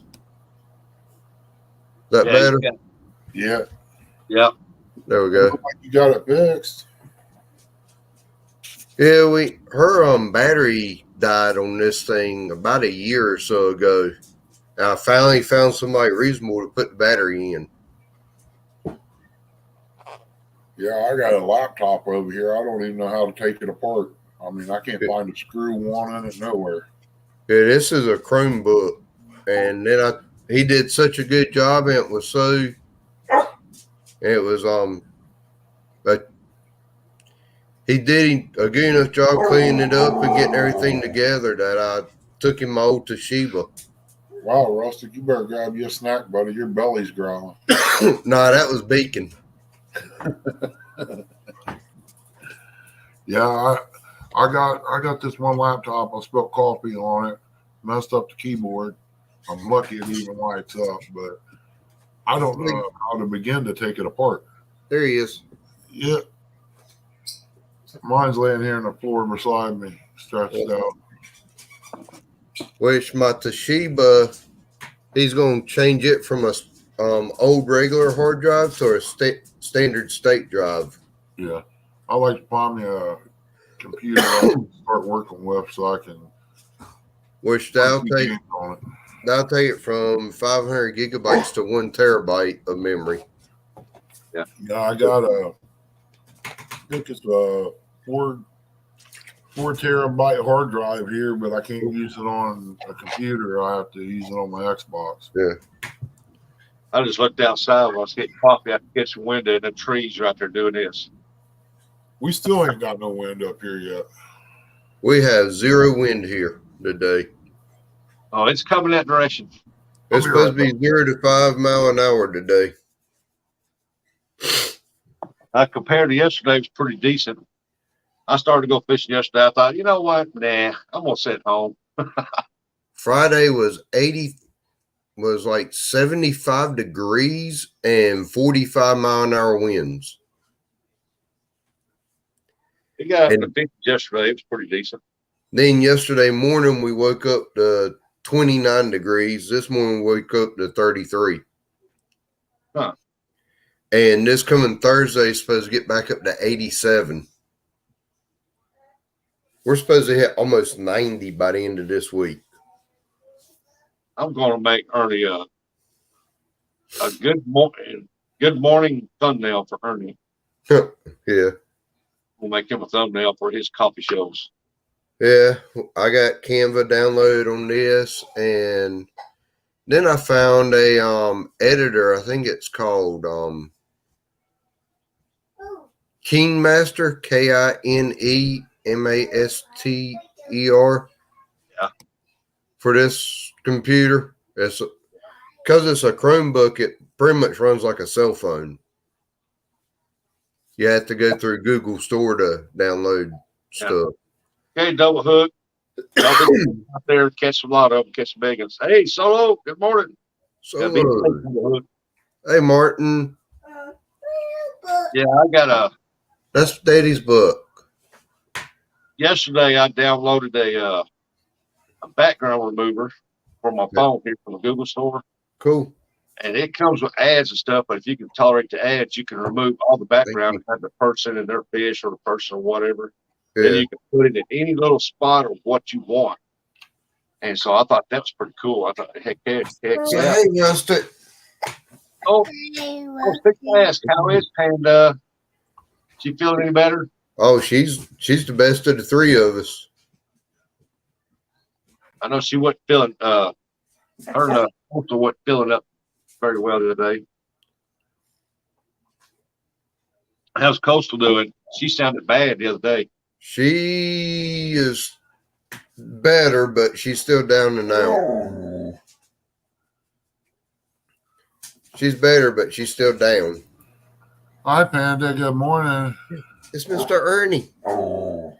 Say, hey, Mr. Ernie. And Beacon does not like me having her in my lap. He wants the attention. No, We're about the end of our midwinter warm up. Look out, something brewing. Guys, Welcome Yes. in, Solo. look, I see. Minnie Mouse. Well, I'll tell you what, that if you're on her laptop, it's got a good picture. Yeah. Thank you. I know I'm doing my hobby hangout live tonight, so I wanted to see how StreamYard worked. I told Coastal I was going to go live for about 10, 15 minutes, see how StreamYard works. Would it be a clear picture, good sound? I was telling Ernie, I'm gonna create you a thumbnail for your morning show. All right. Yeah, it looks good there, Backlash. Sound good too. I don't see All nothing right. wrong with it. Yeah, I was going to go live, and then I said, well, Ernie's live. I know I can go on panel with him. Yeah, I'll send you a bill. Send me a bill. I'll send you a sticker back. You know what? I wanted to do that to a bill company once, electric company, see what they say. They'll probably say, "Oh, cool, a sticker. We still want our money." Nah. Yeah, I'm gonna. try to- I actually got recognized yesterday around town. Wow. I was out. I was actually at a tackle shop, and a young kid, I bet he won't, but 12 or 13 years old, came up and said, "Mister, are you that Backlash guy?" I said yes, and I just happened to have one of my new stickers in my pocket. Yeah. I gave him that sticker. He was just as ecstatic as he could be. Oh yeah. He said, "I can't leave a comment, but I love your fishing." I know Curtis doesn't watch it, but he does the same thing, Backlash. I give him a sticker, it tickles him to death. Yeah. He Now, I'm He going to probably pay won't for that when he 13, does see it. 14 years old. If that little old thing. I want to call it Double Hook. Tell him if he's still listening Tuesday morning, 8 Central Time. I'm having Topic Tuesday in the morning. It's going to be about crappie. If you want to come up on, let's talk about crappie. I mean, we're just going to talk about our tips, techniques and stuff like that. And, Oh yeah, Martin, when you come over, we're trying to figure out we should cook out every night that we're there or what. But if we do, you're more than welcome. Right now, as far as I know, we got Boston butt and 4 racks of ribs. Ernie. Hunting and stuff with J&J. But thank you guys for letting me know that this thing does work good. Oh yeah, it's good and clear, man. I mean, I don't think you could get any better. It don't look like mine. I don't know what happened to mine. The color's gone in it or something. That's all right. We had a 58-inch TV. The color went out on it, or the screen started to go out. Yeah. I put it in the back bedroom probably about 2-3 weeks ago. Went out and bought a new TV. And yesterday I was going to clean it up and take it. I was going to take it to the dump yesterday. I said, well, you know what? You know how sometimes when you move them around or jostle them, they'll start working again? Yeah. I moved it around. I plugged it in, connected the antenna from the back room to it. Picture just as beautiful as it's ever been. I might do something here in a little bit. It says full definition at 1080. I'm already in a live at 720. Well, it's for supper tonight. Don R, I think we're having speckled trout tonight. I'll probably have bacon and eggs. I just took smoked sausage off the grill and get ready to cook some eggs probably. Howdy, hi y'all. Good morning. Listening while getting ready to head to the airport. Hope everyone's having a good day. Where are you flying to? Probably CatCon. CatCon, Crappie Con. It's called Catfish and Crappie Con. The conference. They said they're going to try to do one next year in North Carolina. Yeah, it's not CatCon anymore. It's Catfish and Crappie Conference. Yeah. Hopefully next year they'll come to North Carolina. Then I ain't got to worry about going as far. We'll see. I know Palmetto was talking about that. Ernie over there playing with all kinds of settings. Yeah, it's low definition. I think that's about the best there is. Speaking. I don't know. Buddy. Looks like I've been trying to get a hold of Steve Douglas. I want to get a hold of him so bad and see if they can't hold that Catfish Conference down here and pop up at the Black River Coliseum, because you don't realize just how many people, hundreds of people around here that catfish. Rhonda, you be careful. Y'all going over there. Be safe. Appreciate you coming in. Fishing for Whiskers said he's taking his oldest to Dulles. He's going to Florida. Going down there where the warm weather's at. I want to go to Florida and go catch a peacock bass. Yeah. Oh yeah, that's one of my top bucket list fish right there to catch the peacock. That and a snook. I can do both of those in the same area. What is the top bucket list fish that you want to catch? For me? Yeah. Blue marlin. Now I'm talking about legitimately, not ocean fish. Well, that is legitimate, but for North Carolina, freshwater fish, not that. Probably a snook or a peacock bass. Snook or peacock bass. Yep. Because if I want to go fishing in the ocean, it's like a different type of bucket list. I want to catch a grouper, an 800-pound grouper, 600. I haven't caught one that big, but I've caught about every grouper and marlin, I've caught marlin, sailfish, tuna, wahoo, barracuda. If you caught a marlin, then that's off the bucket list. Yeah. I've caught most all the groupers and snappers and sharks you can catch in North Carolina. The only thing that's evaded me so far is a blue marlin. Yeah, tarpon would be awesome to catch. Ernie, what would be your freshwater bucket list fish? Freshwater, I don't know, probably a great big blue or something other. Anything in the ocean would be a plus for me. I ain't never got to fish the ocean yet. My biggest tarpon's 137. Mine is as far Heard the rooster crow up, so Chrissy's up. Peacock bass. I'd love to have a big peacock bass mounted right there on the wall. Yeah. These two. I was out crabbing one day back when I was like, I think I was 19 or 20 at the time. And I kept seeing rolls out there by a deep hole that I knew was there. Yeah. And I stopped.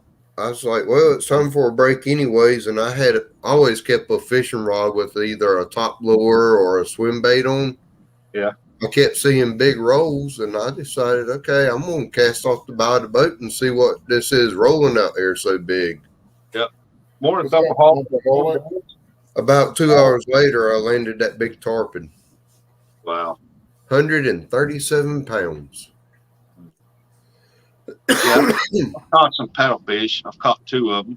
I got them scratched off my bucket list. Thumperholic fishing. That's a new name for one, and I've never seen a paddlefish. We don't have those around here.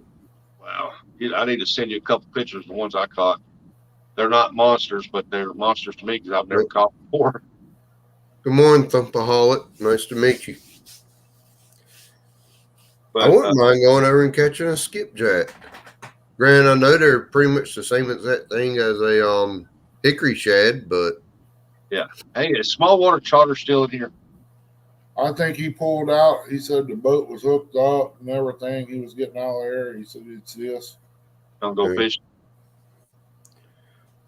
Because I'm going to find out what part of Florida he is because I think they're wanting to make Florida. They're talking about it. And if it's around his area, I'd like to see how much he chartered to go catch a he's peacock. by Lake Okeechobee.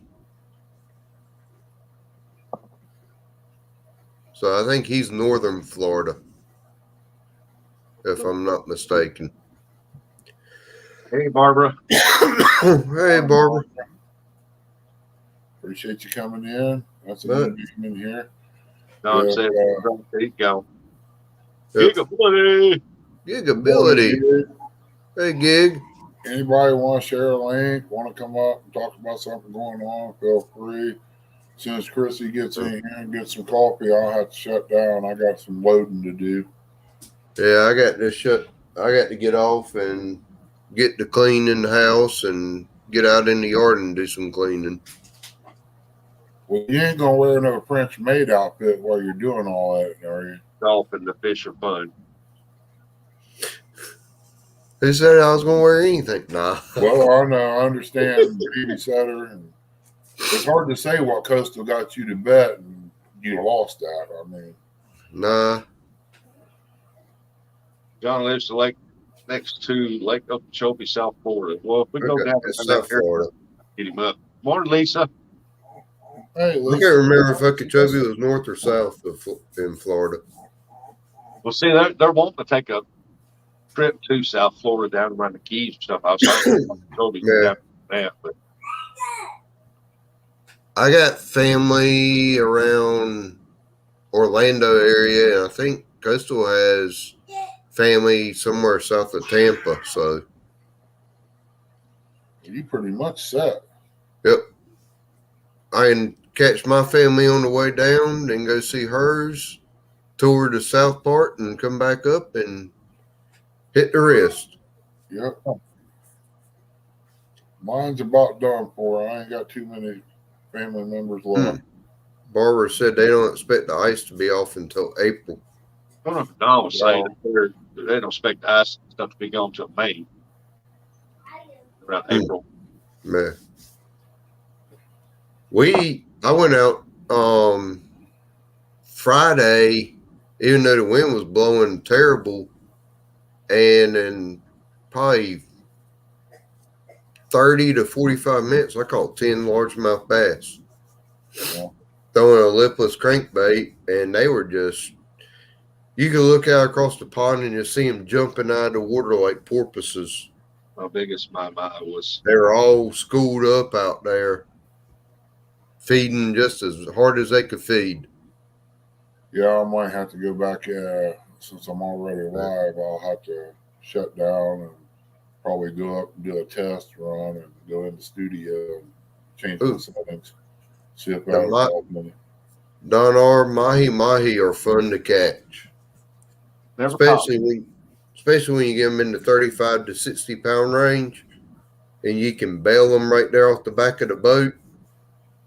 What you do is you reel one up and get it about 10 foot from behind the boat, and you sit there and play them. As you're playing that, when the school comes up to him, and your other buddies can cast out, once they hook up, you reel yours in.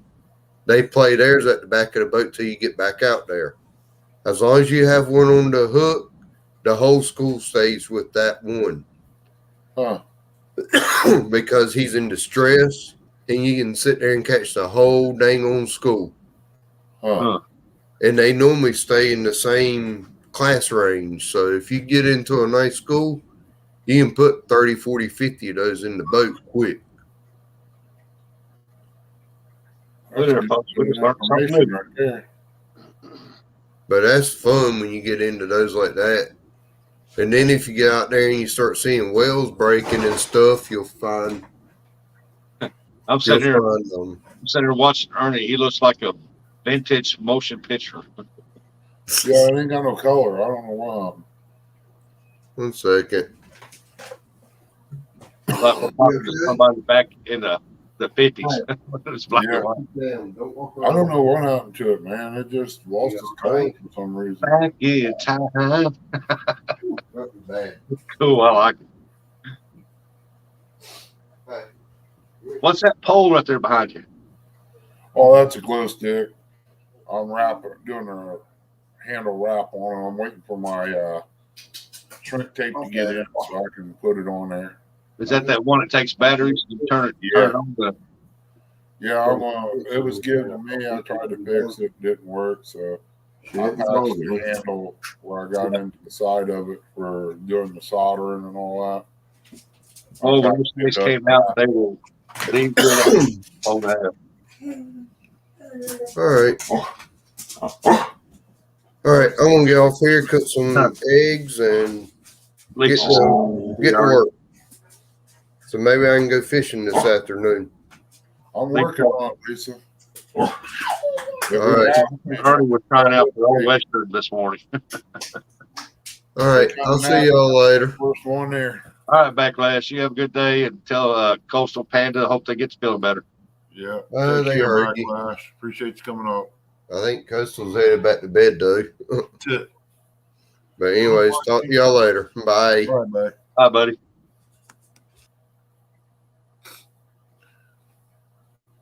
Yeah, I don't know what happened to the color of this. It just like it died out or something. I don't know. You're fine, buddy. I don't know what it is.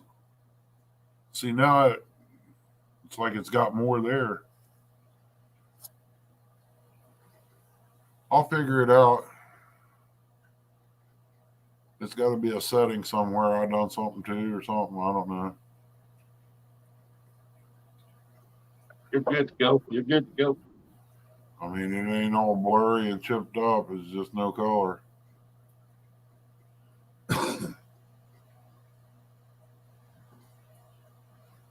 Yeah, I'd like to get me a peacock bass, get it mounted, put right in the middle of those two.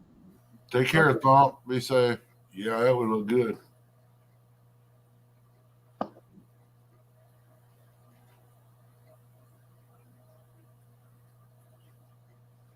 I was going to say something, but man, I've got brain farts this morning. I can't think.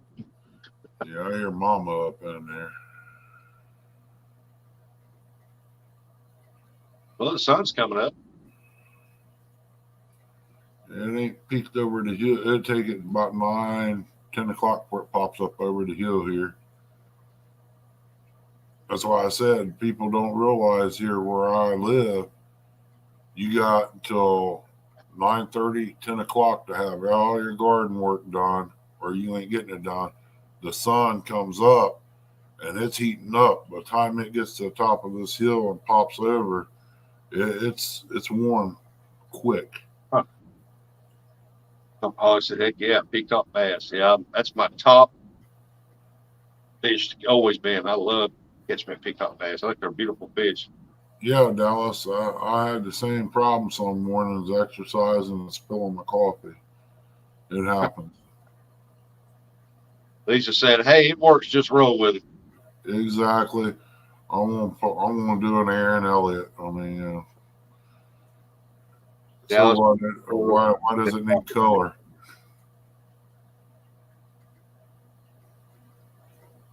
that's why he said he was trying to exercise. He had to quit because he was spilling his coffee. Yeah.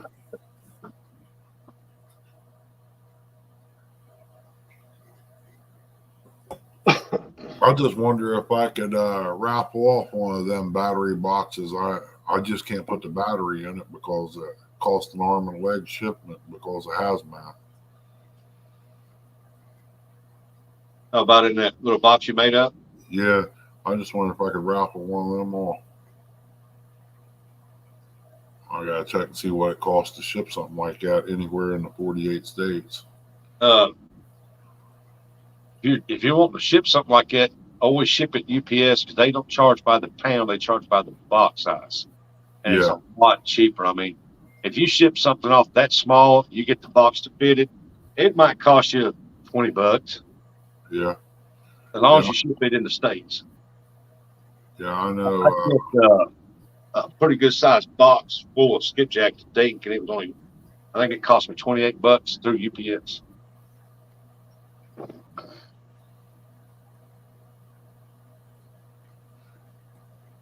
Because I was surprised. I thought they was going to get me by the pound. I thought I was fixing to pay some money. And they said, no, we charge by the box. I got the box. As Exactly. long as it's not over 50 pounds. I know when we worked up there on the dock at Forward Air, something big comes in, we measure it and see which one comes up the most, and that's the way they take it. Yeah. Sometimes we get so busy that we don't even pay attention. We just load it and be done with it. Work's done. Rustic icing baby peacock bass at the pet store. Oh, you seen? I've seen baby peacock bass at the pet store. I ain't seen none. I haven't either, but I bought some white catfish once at Walmart. I got him up to about a pound, 2 pounds, and I turned him loose in my buddy's pond, and his wife caught it a year later, and it was 6-7 pounds. It was a monster. She said it was the fightingest fish she ever caught. Welcome in, Dan Stone, little brother. They can't chat. Head to the river. Crazy hillbilly. What's up, Crazy? What's going on, buddy? Yeah, I figured she'd be up and in here by 8 o'clock. That's why I said I'd shut down at 8, but she ain't made it in here yet. Good luck, Danny. Slow down. The river will be there when you get there, too, by the way. That's the same way here, Serena. It's supposed to, they're calling close to 40-mile-an-hour winds here today. Gust. 40-mile-an-hour wind speed between 19, 20, and then 35 to 40-mile-an-hour gust. I'm like, hey, I see trees out there moving now. Yeah, if you got it, it'll be headed this way shortly. That's going to suck in my part because I know chilled temperatures out there, wind, it just makes it nasty. Yeah, but the best part about it is I think it's supposed to be about 60 degrees today. So I think it's like 50s for us. Here, I don't know what it's going to be up in town, in the big town. Barbara said, we're still ice fishing near Fargo. They can't do no ice fishing here. The weather don't know if it wants to be cold one day, 20 or 70 the next. Yeah. It's like spring's trying to push itself in here.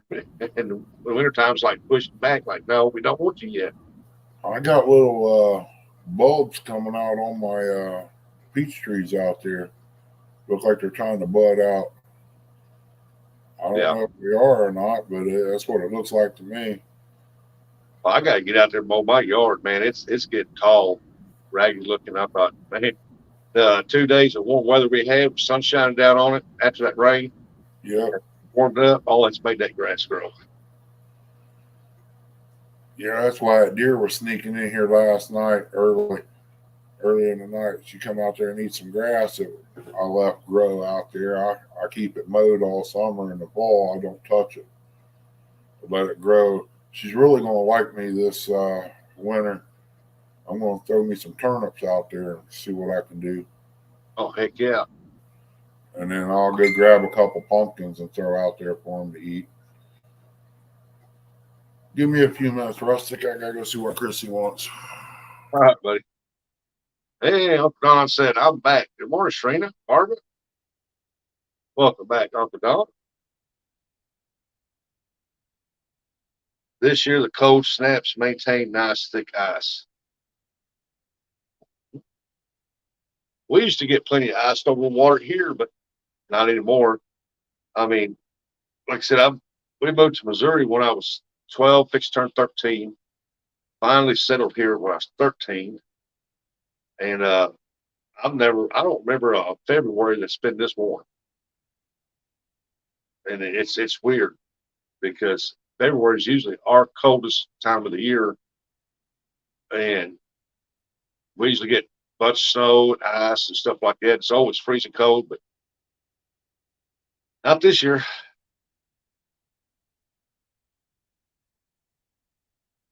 Laugh out hope, not hoot.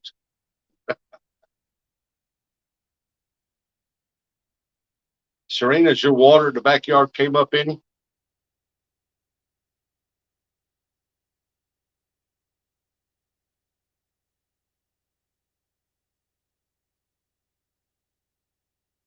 I hope it has, because you were like 16 foot below what you're supposed to be. Well, this past summer you were.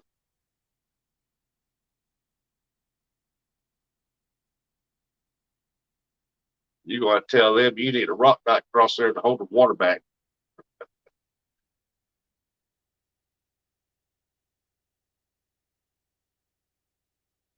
Yeah, we had colder weather then than we do now. It's weird.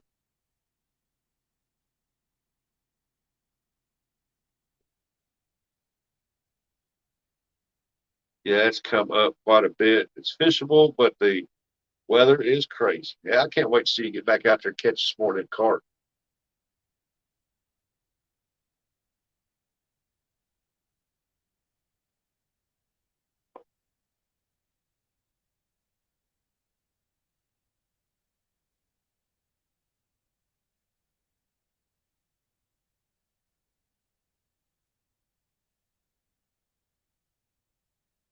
Cold means below zero.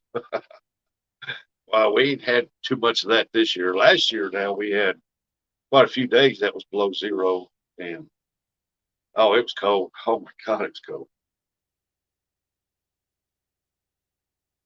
We're having a lot of fish kill this year too. Much ice and snow depletes the oxygen.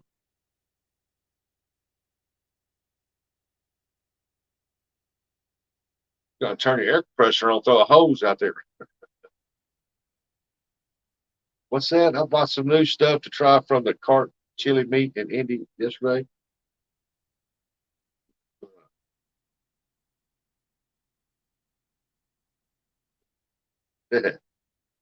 What'd you get? Hooks or bait?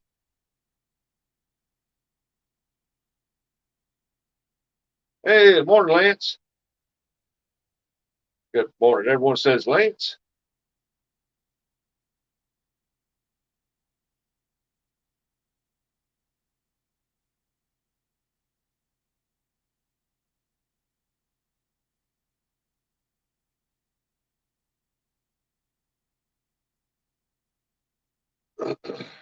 It's a beautiful spring day in the UK. The sun is shining. Well, Martin, you need to go fish.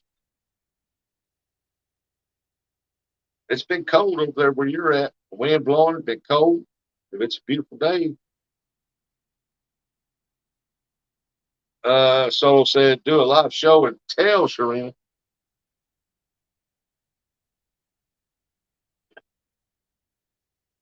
I posted on my community tab, but I got some new flavors to try. I see where you posted some pictures of your cart.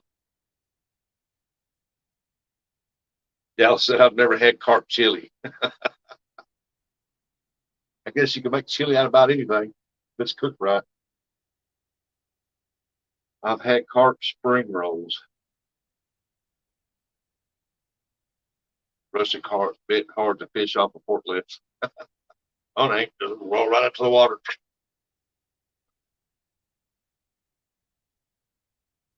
It's Sunday. Well, yeah, it's Sunday. You shouldn't have to work today unless you're going in tonight.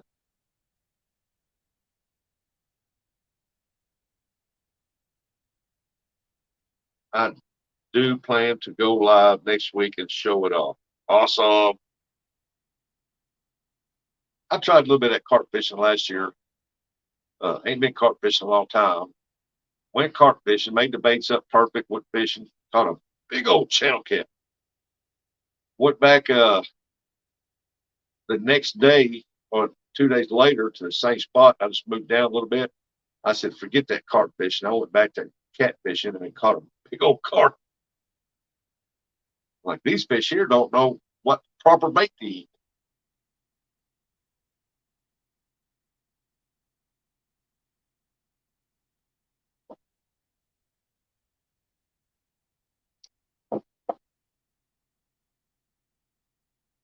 Rustic, watch this if you can. Fast Rockwater Facts Shorts. It's a good clip. Is that what it's called? Fast Rockwater Facts? Write that down. Fast Rockwater. I love Rockwater dogs. My favorite dog is that. Wow. What's this say? Facts. Yeah, I'll look that up. Dallas, it was a regular chili, but I was nervous that it was going to have carp in it. Hillbilly, I'll look that up later on. Check it out. Okay. Yeah, I'll look that up later on. Check it out. He was nervous going to have carp in it. Man, oh man. Hey, my mom used to catch carp. She loved them things. She'd bring them home, boil the meat off the bones and stuff, and take the meat out and make like salmon patties out of it. It was pretty good.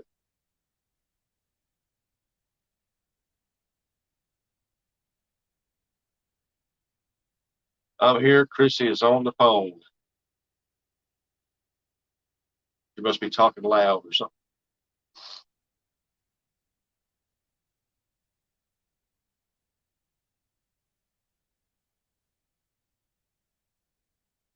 Well, from what I seen yesterday, the river, Mississippi River, is up a lot more than what it was the other day when I was over there.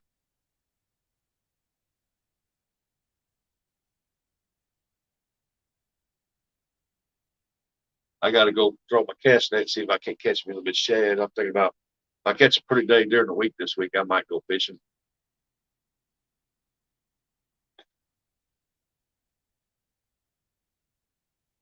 My favorite rough fish is freshwater drum. Yeah, if drum's cooked right, oh, that's good eat. Oh, pure white meat, that's a good eat. Drum is. A lot of people think they're just trash fish, but they got a lot of bones. But if you clean them just right, my grandma, man, she cooked up some drum and it was good.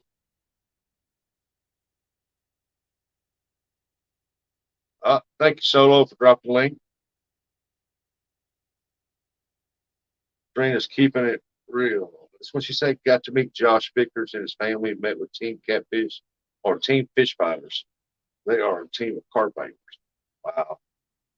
I bet you learned some tricks and techniques and some new stuff, didn't you?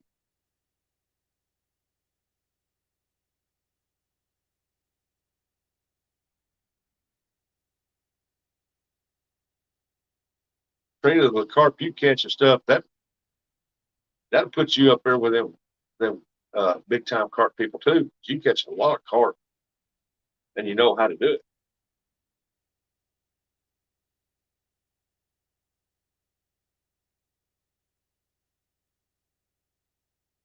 Oh yes, they feel. I bet they told you stuff that you thought, wow, I've been doing it wrong. I'm gonna do it this way, or wow, I never thought about doing it like that.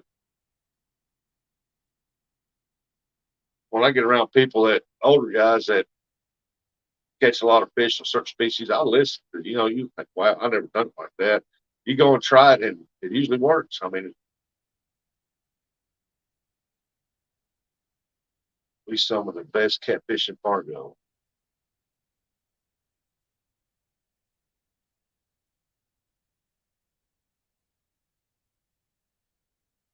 That'd be awesome. We some of the best catfish in Fargo.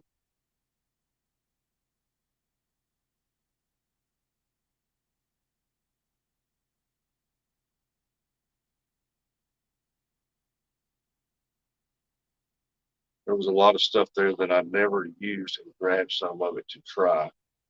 Hey, I don't blame you. I mean, it's like anything with any other industry, the fishing industry, always coming out with new stuff. People went out and said, well, I'm going to make this right here, try it, and it works extremely well. Then they try to market it. And then when they market it, people like it. They say, this stuff works. Sharina, Josh Vickers, that's where I won the flavor, but didn't know how to use it. Look at there. Ricky Solo dropping them links like a madman. Awesome. Thanks a lot, Ricky. You demand.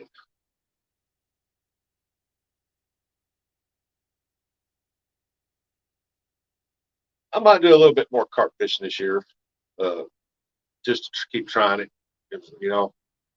Them carp bite. That one I caught last year, it was a pretty good sized carp, and that was my new PB card, and it was a lot of fun. A lot of fun. Darn, maybe I should do a video.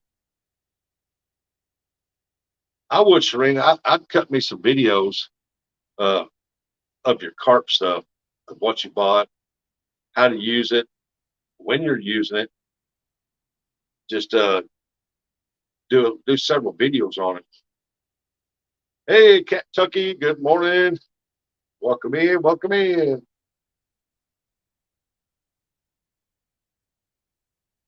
Rustic, once you get the hang of it, you won't stop. Hey, back in the day, we caught carp, but all we used was worms and dough balls. Nowadays, there's so much different kinds of stuff to use.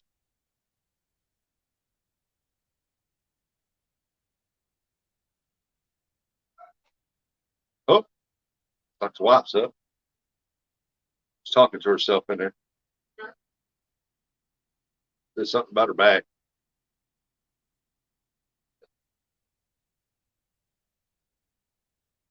Now she's talking on the phone. Give me a minute. Let me get this coffee, shut this door because she's talking on the phone. I'll be rock locked. Yeah, she's on the phone right now. I'm trying to be as quiet as possible. She's talking to her brother. They're talking about her sister. Her sister is in the hospital, so they're making plans, I guess. I don't know. Maybe I won't have to go. Maybe I will. But either way, I got something to do up there, and I got stuff to do here too. So it really don't matter. I'll get something done one way or the other.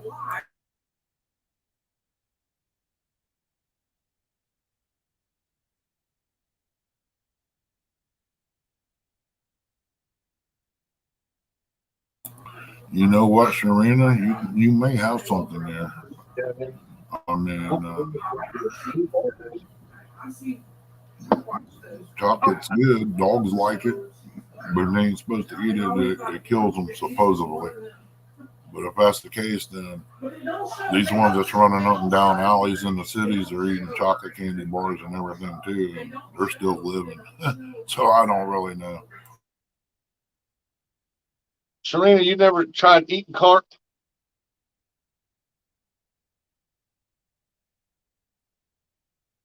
use chocolate. Yeah, I ain't using chocolate to fish with. I'm gonna eat the chocolate. Hey, at least when you're fishing, if you're using chocolate, you got a snack. Hey, you can use that chocolate when you catch that carp, you know, take a little bit of chocolate and pour it over the fillet, you know, kind of drizzle it. Carp's good. Little chocolate covered carp.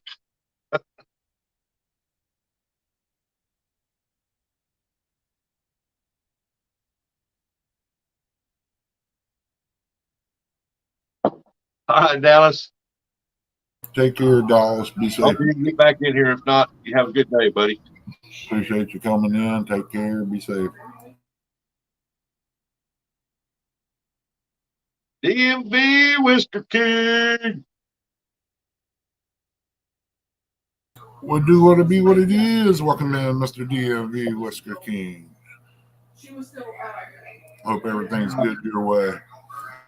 Epic Catfish Tim Scott said it best. If you wait for condition to be perfect, you'll be comfortable. You'll miss out on a lot of fishing days. Fish don't care if you're comfortable. That is so true. They don't care if they're getting wind blown. They don't care if you get frostbite. Fish you got to eat. Rustic, I figure I did a pretty good imitation there, but by the time Halloween gets here, I should have DMV down real good.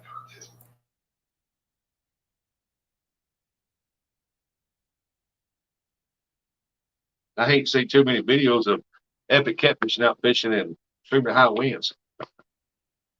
That dude catches some fish, though, the big ones. He knows how to and where to go. Serena said, yeah, but Danny Stone, I don't want to get knocked in the head by a tree. It's just laughing. Yeah, anymore, them trees snap out pretty easy. It's like they're losing something in the ground. I seen one down here, it wasn't much bigger than my arm, just snapped off, and we didn't have no high winds around here. Yeah. Well, I hope the winds don't get up as high as they say do, man. But if it does, you're out fishing in it. Hey, be careful. You didn't know about the widowmakers or trees falling or something, you know. Exactly. Always think ahead. I mean, when I fished when I was a teenager, there wasn't hardly any trees around me at this place, so I didn't have too much to worry about other than getting blown away.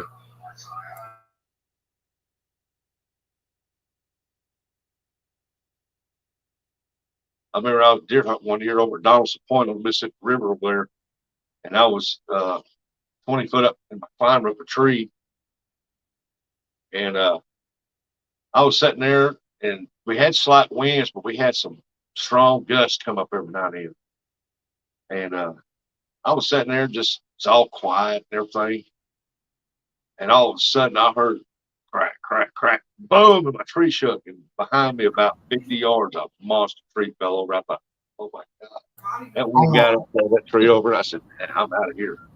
I want to try something. Hang in there, man. Whoa. You left me up there by myself, Ernie? Don't do that, Ernie. I'm shy.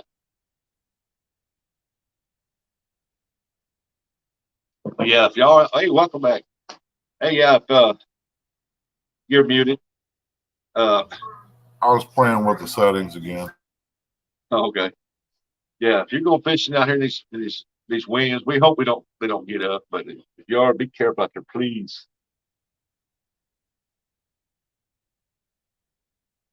Ain't that many places on this side of Missouri when that wind blows out of that direction, though. But you can get out of the wind. I mean, there's a couple, but you're still gonna get some wind off of it. Yeah, we don't want to lose no more subs and good friends over something like that. When with the rain we got right now, the dig holes came up pretty good, which makes good fishing right there right now. The Mississippi rivers came up, and when it comes up, that means trash. Floating down the river. Yeah, we don't want nothing to happen to Serena anyway. I can't wait to see her at CatCon. Serena? Yeah. I know Thomas, he's gonna be limping around next time he makes her to make all this stuff and he don't even eat it. I mean, he ain't gonna be working on too many reels. Make that woman work so hard on them pies and then don't even eat it all. That's terrible. Serena said, "Oh, there is a tree out there. I wish would blow down." Is that the one when you're fishing out to the right there? I know what she wants that to fall in the water for. That makes coverage. Yeah. Oh, I've been up there, Danny, and setting up them trees, and it'd be too nice and calm. All of a sudden, the winds pick up, and you're doing this here in the tree. And you're That's shooting at okay. me like, hold on, we're going for a carnival ride. That's okay, Sharina. If I live close to you, honey, I'd show Thomas how it's done. Hey, Thunder, she stole my thunder. Just going to be playing this in the background. Hey, stole my thunder. Welcome in, girl. Appreciate you coming in. Everybody share everybody's link. Got something you want to say, just holler, give me the link, and I'll throw it out there. You can come up and tell everybody what's going on and all that. We kind of free chat around here. I mean, ain't much. Don't know what's going to be talked about in here. Yeah. We'll see what's going on. Yeah, we haven't come up on the food segment yet. They tried to bring it in, but it ain't time for it. Hey, Jello, good morning. Good morning, Ernie. Morning, Mr. Jello. Welcome in, buddy. I haven't got to meet him yet. That's true. Straight to that tree's up there going, not me, not yet. I'm still holding on to that bank. Hey, just think about it, Straight. If Thomas got a chainsaw, cuts it, lets it hang to that tree, that'd be a good bait spot for you. You catch bait. The little bait fish be all up around that tree. Yeah, but they also be a big catfish landing in there, or a carp too. Oh, If yeah. you had a mulberry tree planted close to the river, that'll bring in carp also. Oh, yeah.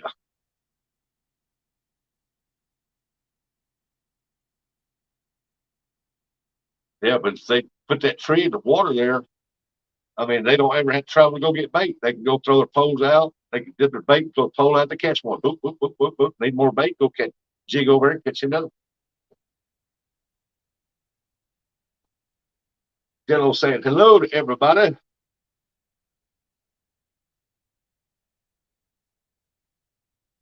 We're looking up Don dropping links. He's a pro at that. There are mulberry trees on the other side of the river. That's where all the carp's at.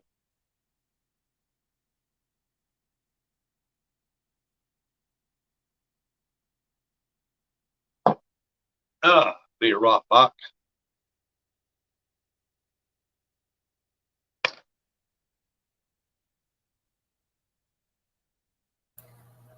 Yeah, Sharina, I've noticed when mulberries come on there, them carp usually gather underneath them. They eat the mulberries when they fall in the water. That's all that I've always seen growing up around here in Ohio.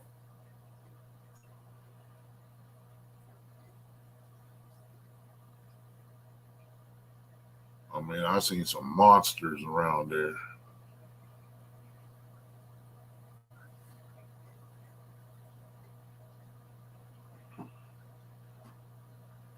Yeah, I think them flatheads is in there eating a small carp that come in, if that's what you're talking about. Somebody released some, put some bluegill in our crap pond up here.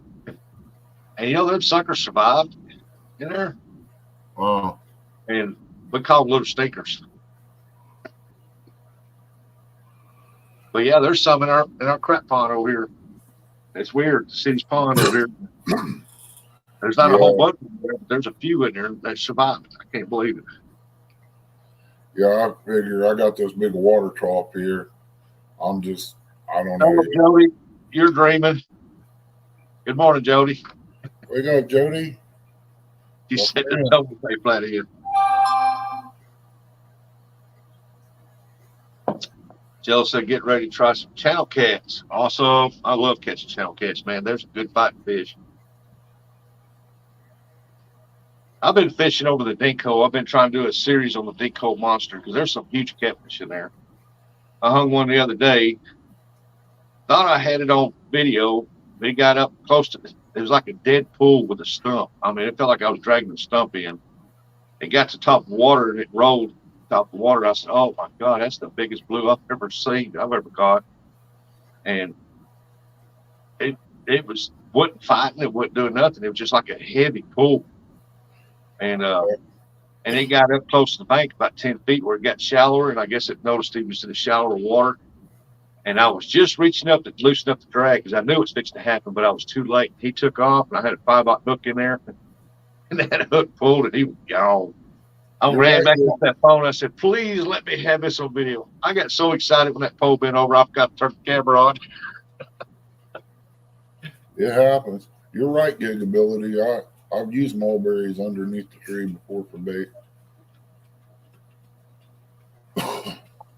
That's usually what happens. You forget to turn the camera on, or you think you hit the button and it don't, and you really didn't shove hard enough on it. Yeah, I put that 5/0 on there to try to catch some smaller fish, just to catch some fish. And I had big 7/0 on the other one, and it decided to hit that little bitty piece of bait. And I was like, "What the world is this?" I thought I was hung on a stump, and it started barely moving. I thought, and it wasn't even fighting; it was just a heavy pull. Yep. I said, "I've got to be pulling in a stump or a log or something." And that's the way them great big monster flatheads are. It feels like a big log you're pulling in. I'll catch that decoy monster down there. It's just gonna take time. Yeah, it's going to be when you least expect it. But I did. The old boy come down there, and he had like 10 little bluegill that was about 2 to 3, 3.5 inches long, and he done fishing, so he give me some, and I put one on, hooked it with a 5/0 hook, hooked it to the bottom of the lip, throwed it out there, and can you believe about a 4 or 5 pound channel cat hit that dude and took off with him. I got him in, but he tried to hit that big old bluegill. I was like, "He's big to eat that bad boy." He was hungry. I fished a bluegill down there, and I got better hits on cut bluegill down there than I did on skipjack or chicken.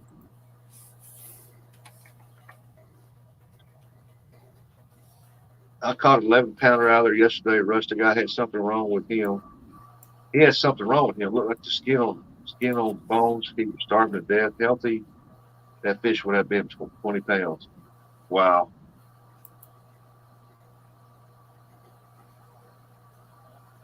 I ain't caught a blue over there yet, but caught some nice channel cats. But I kind of got hooked on that live bluegill fishing right there because right now there's no guards in there because the water's cold and the water's up, so that means hopefully some bigger fish will move up through there. Don R says getting old, Danny.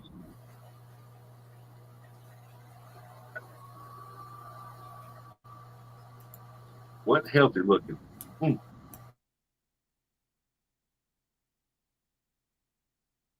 I caught one other last year, a blue, and man, that not a blue, a channel cat, and that dude had tumors all over his body. So said, "Did you sanitize your hooks afterwards, Danny?"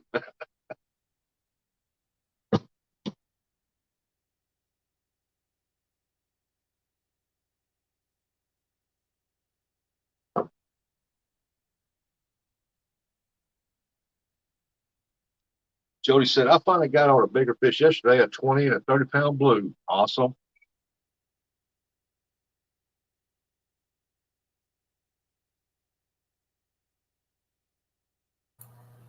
All right, Serena, you take care and be safe today, girl. All right, Serena, have a good day. Okay, Serena, you take care of Donkey now. Yeah, I was down in South Carolina. I was fishing with Jamie at Carolina Real Screamer, and I caught a blue on there. And he said, "Man, that blue would have put 20 pounds easy if but when we got it up, man, that thing was skin and bone." That ain't right. So son asked JBT for some pointers. He'd get the E-haul down right, wouldn't he? Yeah, that catfish I caught with JB down there, it was long catfish, but it was, you could see the skull under the skin, the skull outline, and the bones and stuff in this fish. Called it the zombie blue. That ain't right. JBT will be here next week. Hey, when we had that Halloween tournament deal and he had his mask on, I tried to get him on the ground to do the donkey strut, but he wouldn't do it.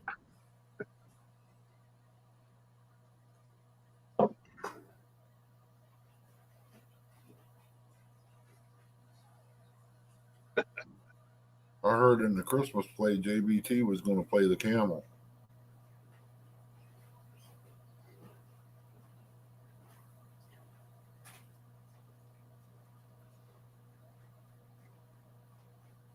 That could be dangerous. Never mind on the pointers.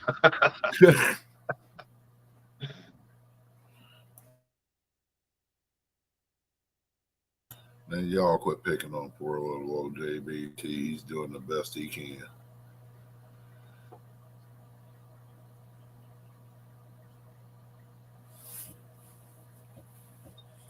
Yeah, I didn't get to meet up with old Cold Creek, and then when I was down there, we had to hustle and get back.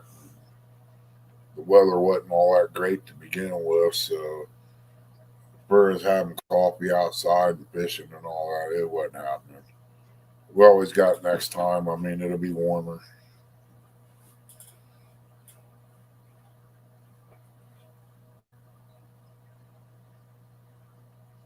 It's kind of hard to go live down there because the internet's in and out so bad. That's why I didn't go live. I hopped up on Don's there for a few minutes. Yep. Have a great day, Sharina. Be careful out there.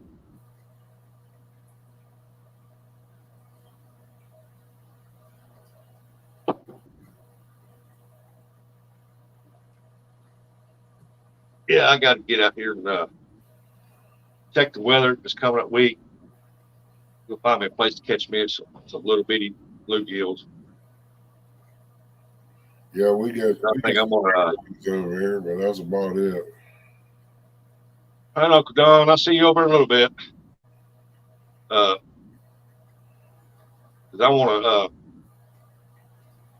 try to start fishing with some live bait. Just put live bait out there. It's time to get some live bait going and see if I can't get a flathead. Oh yeah. Yeah, Uncle Don, we'll see you in a little bit, buddy. I'm going to shut this down here in about 2 more minutes. That'll give everybody 10 minutes to get them a snack or something or some more coffee, use the restroom, and get over to Don's show, Coffee with Don. Yeah, Billy, I talked to a guy about that. I was telling him a story about that fish we caught down there.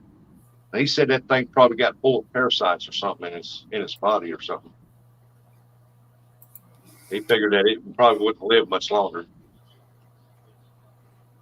You know, I'm looking to see if I can find. Maybe said that they was coming off the spawn, so it probably on the bed and it just lost all its weight. I don't know.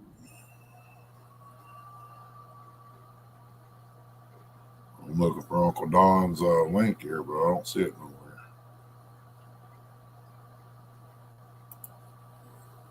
Yeah, he probably ain't dropped it yet. Yeah. You too, Solo. Chrissy said she'll find it for me. Thanks for dropping the links, making us laugh. Yeah, take care, Solo. Appreciate everything you do, buddy. You get out of here, Ricky. See you. Hey, Solo dropped it for you. Okay, thanks, Solo. Be quick with that whip. Yeah, I got a whole thing everybody's links and all that. I'm just going to delete them out. I don't need them no more. Because the way I got it set up, it'd take me longer to look for them than what it would be, since if they're in here, I can click on their name and get it. Hey, that box you made with the ports and stuff like that, what are you using for a power source? It's a little Mighty Max battery. It's a little skinny battery. Back then I give like I want to say $10 for it, but I don't know. It's $20 now for the battery. What's the lifespan on it as far as the power span? How long does it last? Well, with that LED light I have, we fired it up a little bit earlier than what normal because the grandkids was there in Ripley, and it lasts almost all night on high beam all night long. I mean, I can cut the light back and I can make it last all night. Yeah. I mean, it lit up a great big area down there. I mean, shoot, Yeah. the kids could play there. So I want when it warms up a little better and got a little bit of a constant, more warmer temperature, I'm gonna get my boat out and I'm gonna build a rack for the back, and then I'm gonna take and put some blue LEDs pointing up to the rods. So the only time they'll be turned on if I do any night fishing or something like that. Yeah, when I get done with this boat, since the truck's out of here and I can get some things moved from up there down here, get things situated, I'm going to start painting my railings no matter what. But once I get that done, I'm going to start tearing the floor the rest of the way up. And Yeah. Get the tanks acid down and cleaned, and we're going to get them polished up. I got to get the boat off the trailer so I can put new bunks on. I mean, I could probably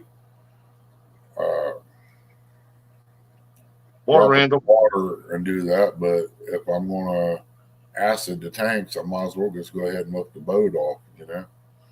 Yeah.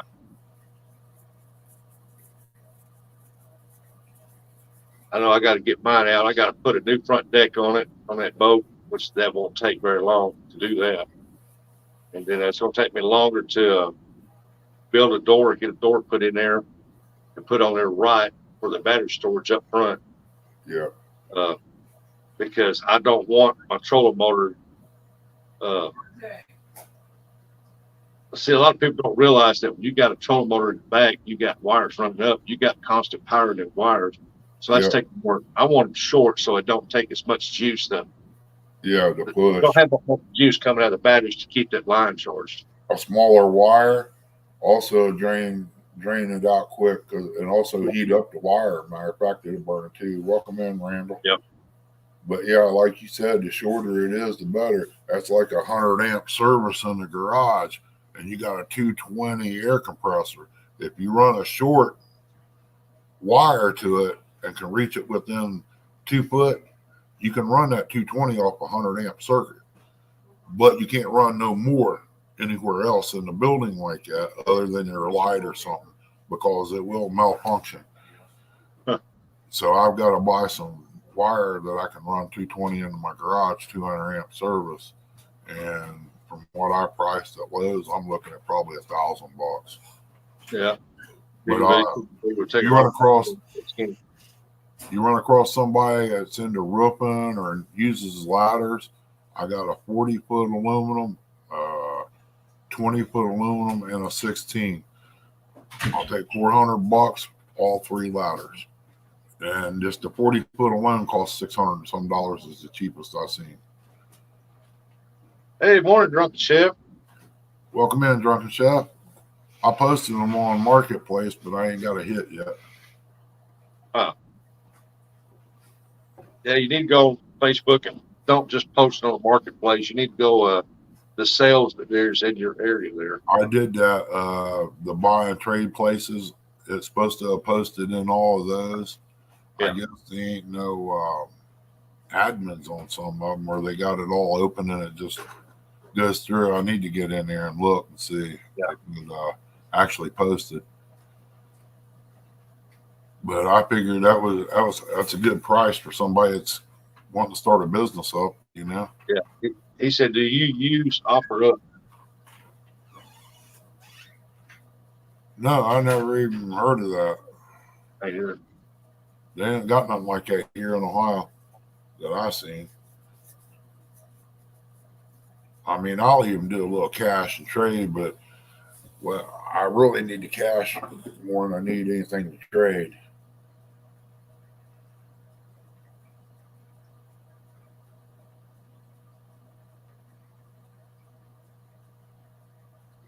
Randall. I'm scared of heights. You ain't getting this fat boy off the ground very far. That'd be too. I'm be not too afraid big of for us. climbing up anything. It's the coming down part that gets me. I have to take my time. My son is as big as I am, tall as I am. And you try to get him up a ladder, he starts shaking. I'm like, boy, I you're freeze 6 up. foot tall and you're worried about going up 10 foot in the air. I freeze up. I'll start breaking out in sweats. I don't mind climbing up ladders, trees, or whatever. It's the coming down part that gets me. Oh, I freeze up. I did the inside of this house. I mean, I guess it's where I broke my arm that time on that 4-wheeler, on the hillside over here. Because I fell 20 feet and landed on my face and hands, but I've always been scared of heights. But inside a house, I walk a board or anything, Yeah. I only got 8-foot ceilings in here, and I made a walk board with 2 ladders and a 2x12, and I didn't have too much problem with it. Chef, I haven't heard that either. Yeah, going up is easy for me because I can see where I'm going. Coming down, I have to look past my big old belly, see where I put my foot. It's a little tougher. It's like an online swap meet flea market. Okay. Yeah, that's about what Marketplace is on Facebook and all these other little trading sites people's made up for their area, like Chillicothe, Buy, Sell, and Trade, Circleville, Yeah. and all that.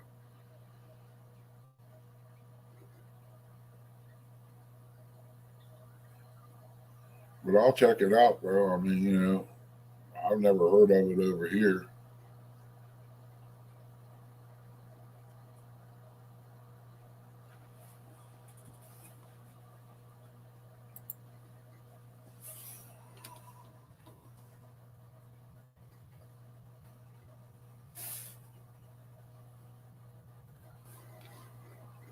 When they come to get your stuff, you better be packing.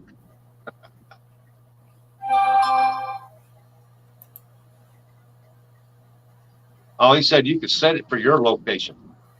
Oh, okay. Well, I pulled it up here. Yeah, they come get my stuff. I've always got something in my pocket or something for somebody watching.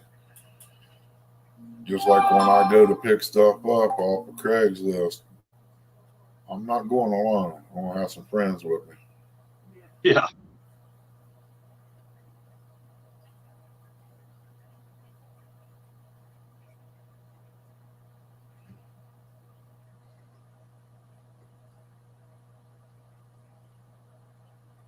Yeah, I got a picture of Gig holding a big fishing rod. I take that with me and hold it out there. I said, you mess with me, you got to deal with this guy. Yeah, I got to redo the hooks on the twins. Get them ready to roll for this week if I go out one day. Then on the Thundercat, I got to change the hook on it. I knew better than downsize to a 5. I should have left it 7 because I am after a bigger fish. So Yeah. Oh, 5-foot rod's great for the boat or in tight spots on the bank that you really ain't got no way to whip it out there. I mean, the short rods come in handy. It depends on where you're fishing and what you're fishing for. You know what I mean? yeah, I had a little shorty out there I had a bamboo handle on it. I need to get new eyes put on there and didn't know how to do it. I think it was Stan that showed me how to do all that. Good morning, Tina. Welcome in. Gigabilly said, "What am I going to do, Ernie? I weigh 140 pounds." They don't know that. Pictures is deceiving at times. I say, put rocks in your pocket so they can't throw you as far. I mean, you can show somebody a picture of you that, people change. You might be 250 and muscular. They don't know that. Yeah, put your face on Arnold Schwarzenegger's body. Yeah. They'll think, well, I'll go get it, but I ain't gonna try nothing with this guy. I said, hey, where's that dude at that picture? Well, he's right in the living room. You want me to call him out here? No. He's in there eating half of a turkey, man. Yeah, he's in there gobbling turkey for his protein. So besides that, he's got a gallon of protein mix in there, all mixed up in a gallon jug. He don't use glasses. He just drink out of a jug because it don't last long.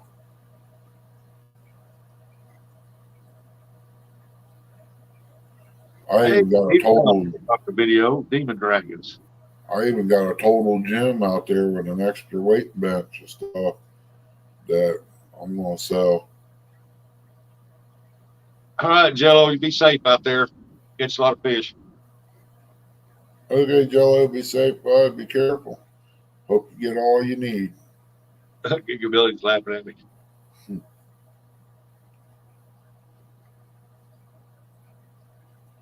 That's what my grandpa used to tell me when I was real skinny. When I was younger, he'd tell me he said, well, I told him, well, I got this one guy. He just won't leave me alone. I guess I'm going to have to fight him. He said, well, put a bunch of rocks in your pocket so he don't throw you as far. Yeah, that's okay, Tim. Everybody figure it out. Everybody has bad days too, you know, with their eyesight. Tina. Tina Ladybug. There's some days I can see my phone great. Other days, it ain't happening. I guess that's why I don't like the cell phone. There's too much crap on there you can do. I just don't know how to do it. And I get frustrated. Yeah. A phone's a phone. You call somebody, you know. You ain't supposed to be going online and all that other stuff. Yeah, I do all my thumbnails, my intros, my videos from my phone. I create stuff like that. And because I want to be more into the creating side of YouTube and yeah, be a channel I creator. don't know the first thing about that. That's like I told somebody last night I was talking to. I said, you see how good my stuff's getting? I said, just think if I got a computer, boy, it'd be like off the hook, man. It'd be like awesome stuff.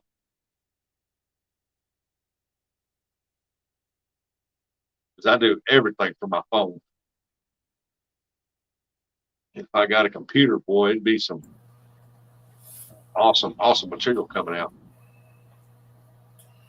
Yeah, I've got Canva on here, but I ain't paying for it. But I've got it where I can do the little stuff. But I didn't see nothing on there or how to operate it yet. I really ain't sat down and tried. Yeah. I just got too much to do right now to worry about figuring out Canva. And a cell phone, you talk on it, try to do that talk text, it don't work right. I mean, I'm a flip phone type person. That's what I had when I drove truck. I just need to call to get a hold of my customers. If I want GPS, I got a thing that sits on the dash or whatever. It's called Randall McNally. Huh. I can open that book up and I can find wherever I need to go. That's one thing about the GPS crap that they got out. If you don't get the trucker's edition, if you drive truck, you're going to be in a world of hurt.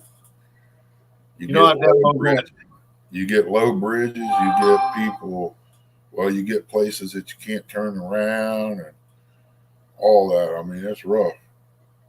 You know, I downloaded that American Truck Simulator on my phone here the other day, and I was playing that, and that I could turn out of the parking lot, that little narrow gate, come out there just right. But when I get beside that cop car, sit there, that narrow 2-lane, and I was trying to get up there to that deal that you have to pay a toll to raise the deal, and go through, and it's like I'm constantly, I can't get it to move. Turn out of that parking lot, go right in there perfectly, but when I try to go forward a little bit east to that cross that road, I said, I just can't do it. And I said, and then when I finally got through it, I started going through there. That steering is very touchy. Yeah, it's like a steering wheel for the 360. I mean, I've never used one before, and I bought a power supply and hooked it up. See if I didn't even know if it worked. So I threw $20 in the air and hope it works. And I got here. Yeah, it works. It's real sensitive, but I'm going to try to get that on this computer if I can and see what I can do with it. Yeah, you need to get on there with Troy and them and drive a truck, get that convoy with them, and that'd be awesome. I'd like to. Hey, Nora. Good morning, Stock. Welcome in. Appreciate you coming. I'd like to get on there with a computer, but I want the setup like the old Taris used to have with the steering wheel. You got the steering wheel there guiding it. I think that's that what I've got here. I might be getting one for the Xbox One. I've got the one for the 360. Everybody says, why don't you just trade all that in? Here I'm trading $700 worth of stuff and only going to get $100 back. No, I'll keep it and try to keep that 360 going as much as I can because I got a box full of games. Yeah. I mean, there's some games you can't play on Xbox One, you can the 360, you know.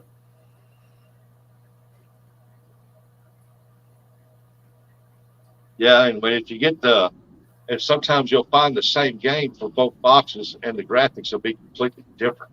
Oh, yeah, it'll be a lot better. I mean, you got the same game here for Xbox.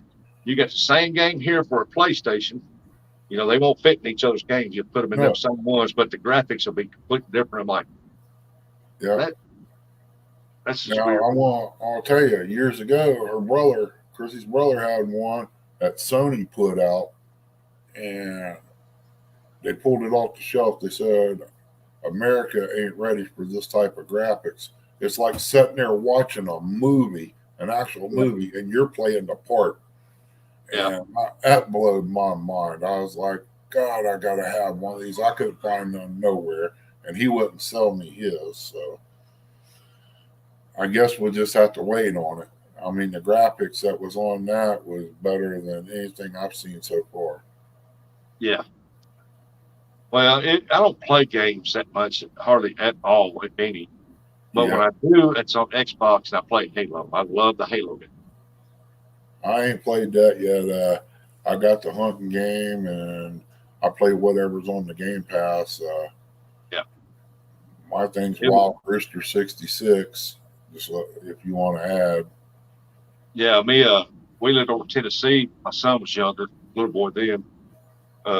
We started at 6 o'clock in the morning playing Halo. My wife went to work. She come home at 6 o'clock at night. She had to be there at 7 because she was the manager of the place. And she opened up everything. And she came in at 6 that evening. And we were still sitting there playing this game. We played this game for like 12 hours and beat it. But it took us 12 hours to do it. She goes, I left here. You sat on the couch. I come home and you're still on the couch playing the same game. I can't say that. When I was a teenager, me and a friend sat and played Asteroids from probably 3 o'clock in the evening, and Dad made a pot of chili. And the next morning, we're still sitting there playing. I mean, we mastered it so well that there wasn't no end to the game. I mean, we had to literally be falling asleep to get killed. Yeah. Like I said, I don't play games hardly ever. Not even on my phone. And a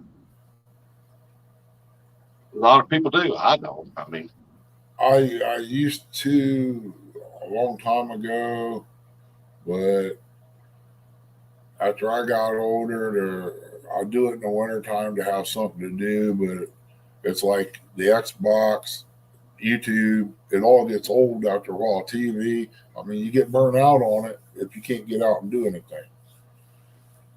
Yeah. I mean, it's like cabin fever and, you got this to do. No, I don't. I'm burnt out on all this. I got to go do something else. And that's why when I go to the hospital, YouTube and everything, everybody, checking on me and all that, it kind of kept me insane a little bit. Yeah. It's like the coolest game I ever played was up in Branson. It's like $20 to play it. I said, well, I've always wanted to get in one of these 3D games to play. And it was a race car, dragster. Wow. And you get in and you shut the door and you're in there. And it's dark when you get in there. I mean, your dash lights are lit up. And then all of a sudden the screen on both sides and in front of you it comes up like you're looking at the car next to you, pulls up to you. and when it starts up, the thing is vibrating, and you can Wow. hear it. And when you sit there watching that light, and when you can see down the track, you see people in the stands, they're cheering and stuff. You look down that track, you can look here, and see the wall, and you can look here and see the car next to you pull up, and you're sitting right there, and you get ready to go, and you watch that light, and you tromp that pedal down and go. The car rears up, and it throws you back in the seat, and Wow. it's like you're doing this. I Yeah. mean, it was so realistic. I was like, oh my God, man. That's kind of about what I wanted to do. And you know All what? right, man. Welcome in, Lance. You have You a know good what day. I kind of want to do? I want to get in one of them aircraft games like that. And I'm scared of heights now, and I want to go do this. But I think it would be awesome. So if I ever do that, you want to come up and go with me? You can run the YouTube live, and I guarantee you go viral. Could go viral. Yeah, because I'll have me a change of clothes waiting on me when I get out. Gigabillies. The last time I played a video game, it was Pong. I remember something like that. Whoop, whoop, Earl. Doop, doop, doop, doop, doop, doop, doop. Yeah, All Pong. I right, remember man. Take care, buddy. Be safe. that came out on Atari, man. We thought we was big dogs. Yeah, wow. Chrissy never knew nothing about games like that. And I said, you want to go down to the house and play Atari, Nintendo, or I can't remember which one it was. Well, she thought I had, a game room. Like you go and put quarters in. She didn't know it was a TV game. She come down and got fooled. She got real good at playing Donkey Kong, and I don't know. I almost lost my TV and stuff over at that duck hunt game. Yeah. She get I mad. know what at that. Branson, when I paid that $20 to play that drag car game inside there, it's all 3D and stuff. I'm telling you, when I stepped out of that dude, because it shift gears and everything, lay back and gone. Wow. And I got out of that dude. It was like having an adrenaline rush. I told my wife, I said, $20 I want that. a lot of money, but man, that's almost like the real thing right there. I could Man, see you having that in one of your rooms, throwing your bed out of one of your bedrooms and installing that. Do what?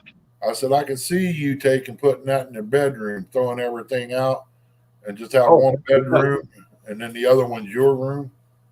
Oh yeah, man! I'd set me up a camera in there, and I'd be recording some videos. That would be awesome.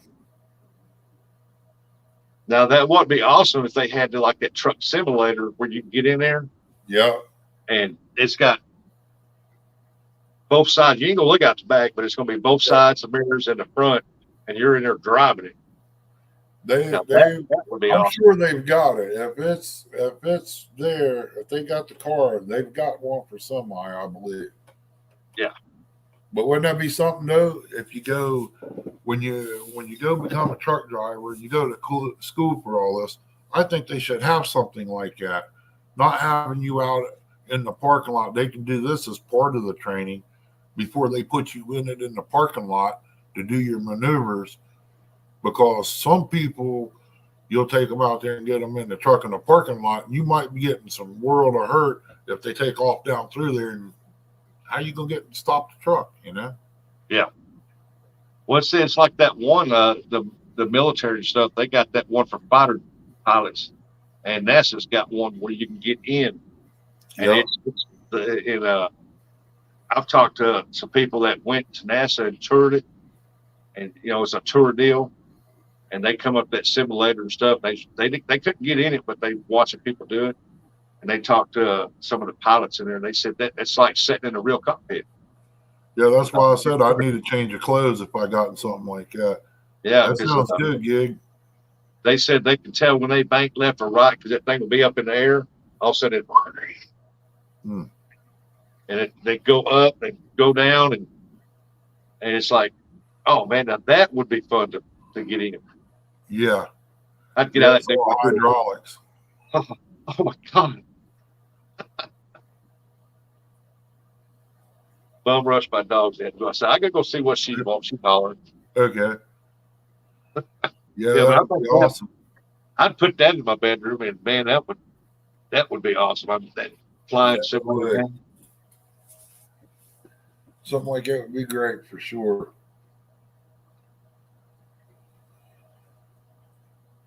How long are you gonna be? Okay. That way I can get everything shut down here. Doggone, man, I done passed up Don. I forgot all about that. Get talking about stuff like that kind of catches my ear, you know, and all that.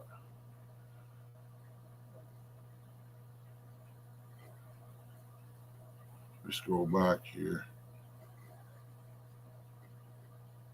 See if I can find it.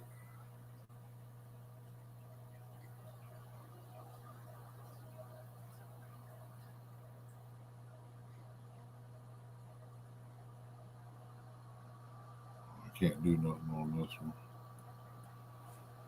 Let's go over to the other one.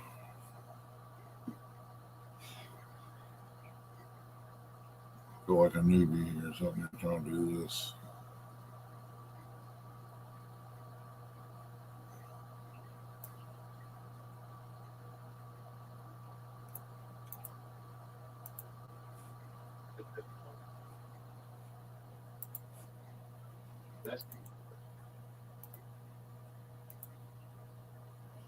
Okay, y'all, there's Don R's link.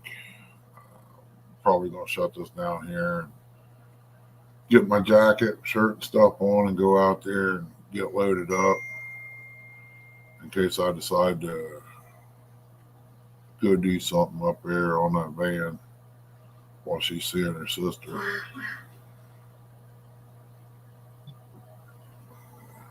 As soon as Rustic gets back, I'll probably shut her down. I appreciate everybody coming in. Great having you. I mean, if it wasn't for you guys, we probably wouldn't be here. And I want to shut her down. She's going to get ready to go, Rustic, and get dressed. We're going to head up to the hospital up in Columbus. All right. Yeah, I got to get over and say hi to Uncle Don. I'll post his link there if anybody wanted it. Y'all be careful out there, Ernie. Oh, I will, man. Appreciate you coming up. All right.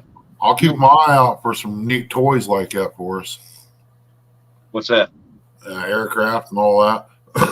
Yeah. I mean, every now and then you can go to the arcade places, and once they get so many hours of use out of them, sometimes they sell them. I mean, but I mean, it's just that way they can make room for a newer thing come in. Yeah. I mean, we'd be happy with an older system. Bought one that had the crotch rocket motorcycle, rice burners. You get on it, and it's got the back's opened up, but you get on it, and it's got the size of the front, and it would turn and rear up. Yeah, I've seen that one. He bought that from an arcade place, and his was a single ride. And, yeah. Oh, it was. I tried riding it. I kept wrecking. I could. That's like me in this game. I downloaded one of the games there to try out. That was on the Game Pass. And yeah. They're kind of rough, too, to play. Morning, Mike Sampson. Say, Mike, we're getting ready to shut down, bud. I got to get ready to go. I'm going to get here, Ernie. Y'all have Thanks a good day. Up, Bob. Have a good day. I'll see y'all around. All right. Be careful there today. Yeah, we're getting ready to shut down here and got to go load up some things before we head out. So, like I said, I appreciate everybody coming in. Be safe. You go out fishing. The wind's supposed to be blowing here later. You'll probably hit here. It's already at Rustic's. Everybody take care. Be safe. We love you. We'll see you on the next one.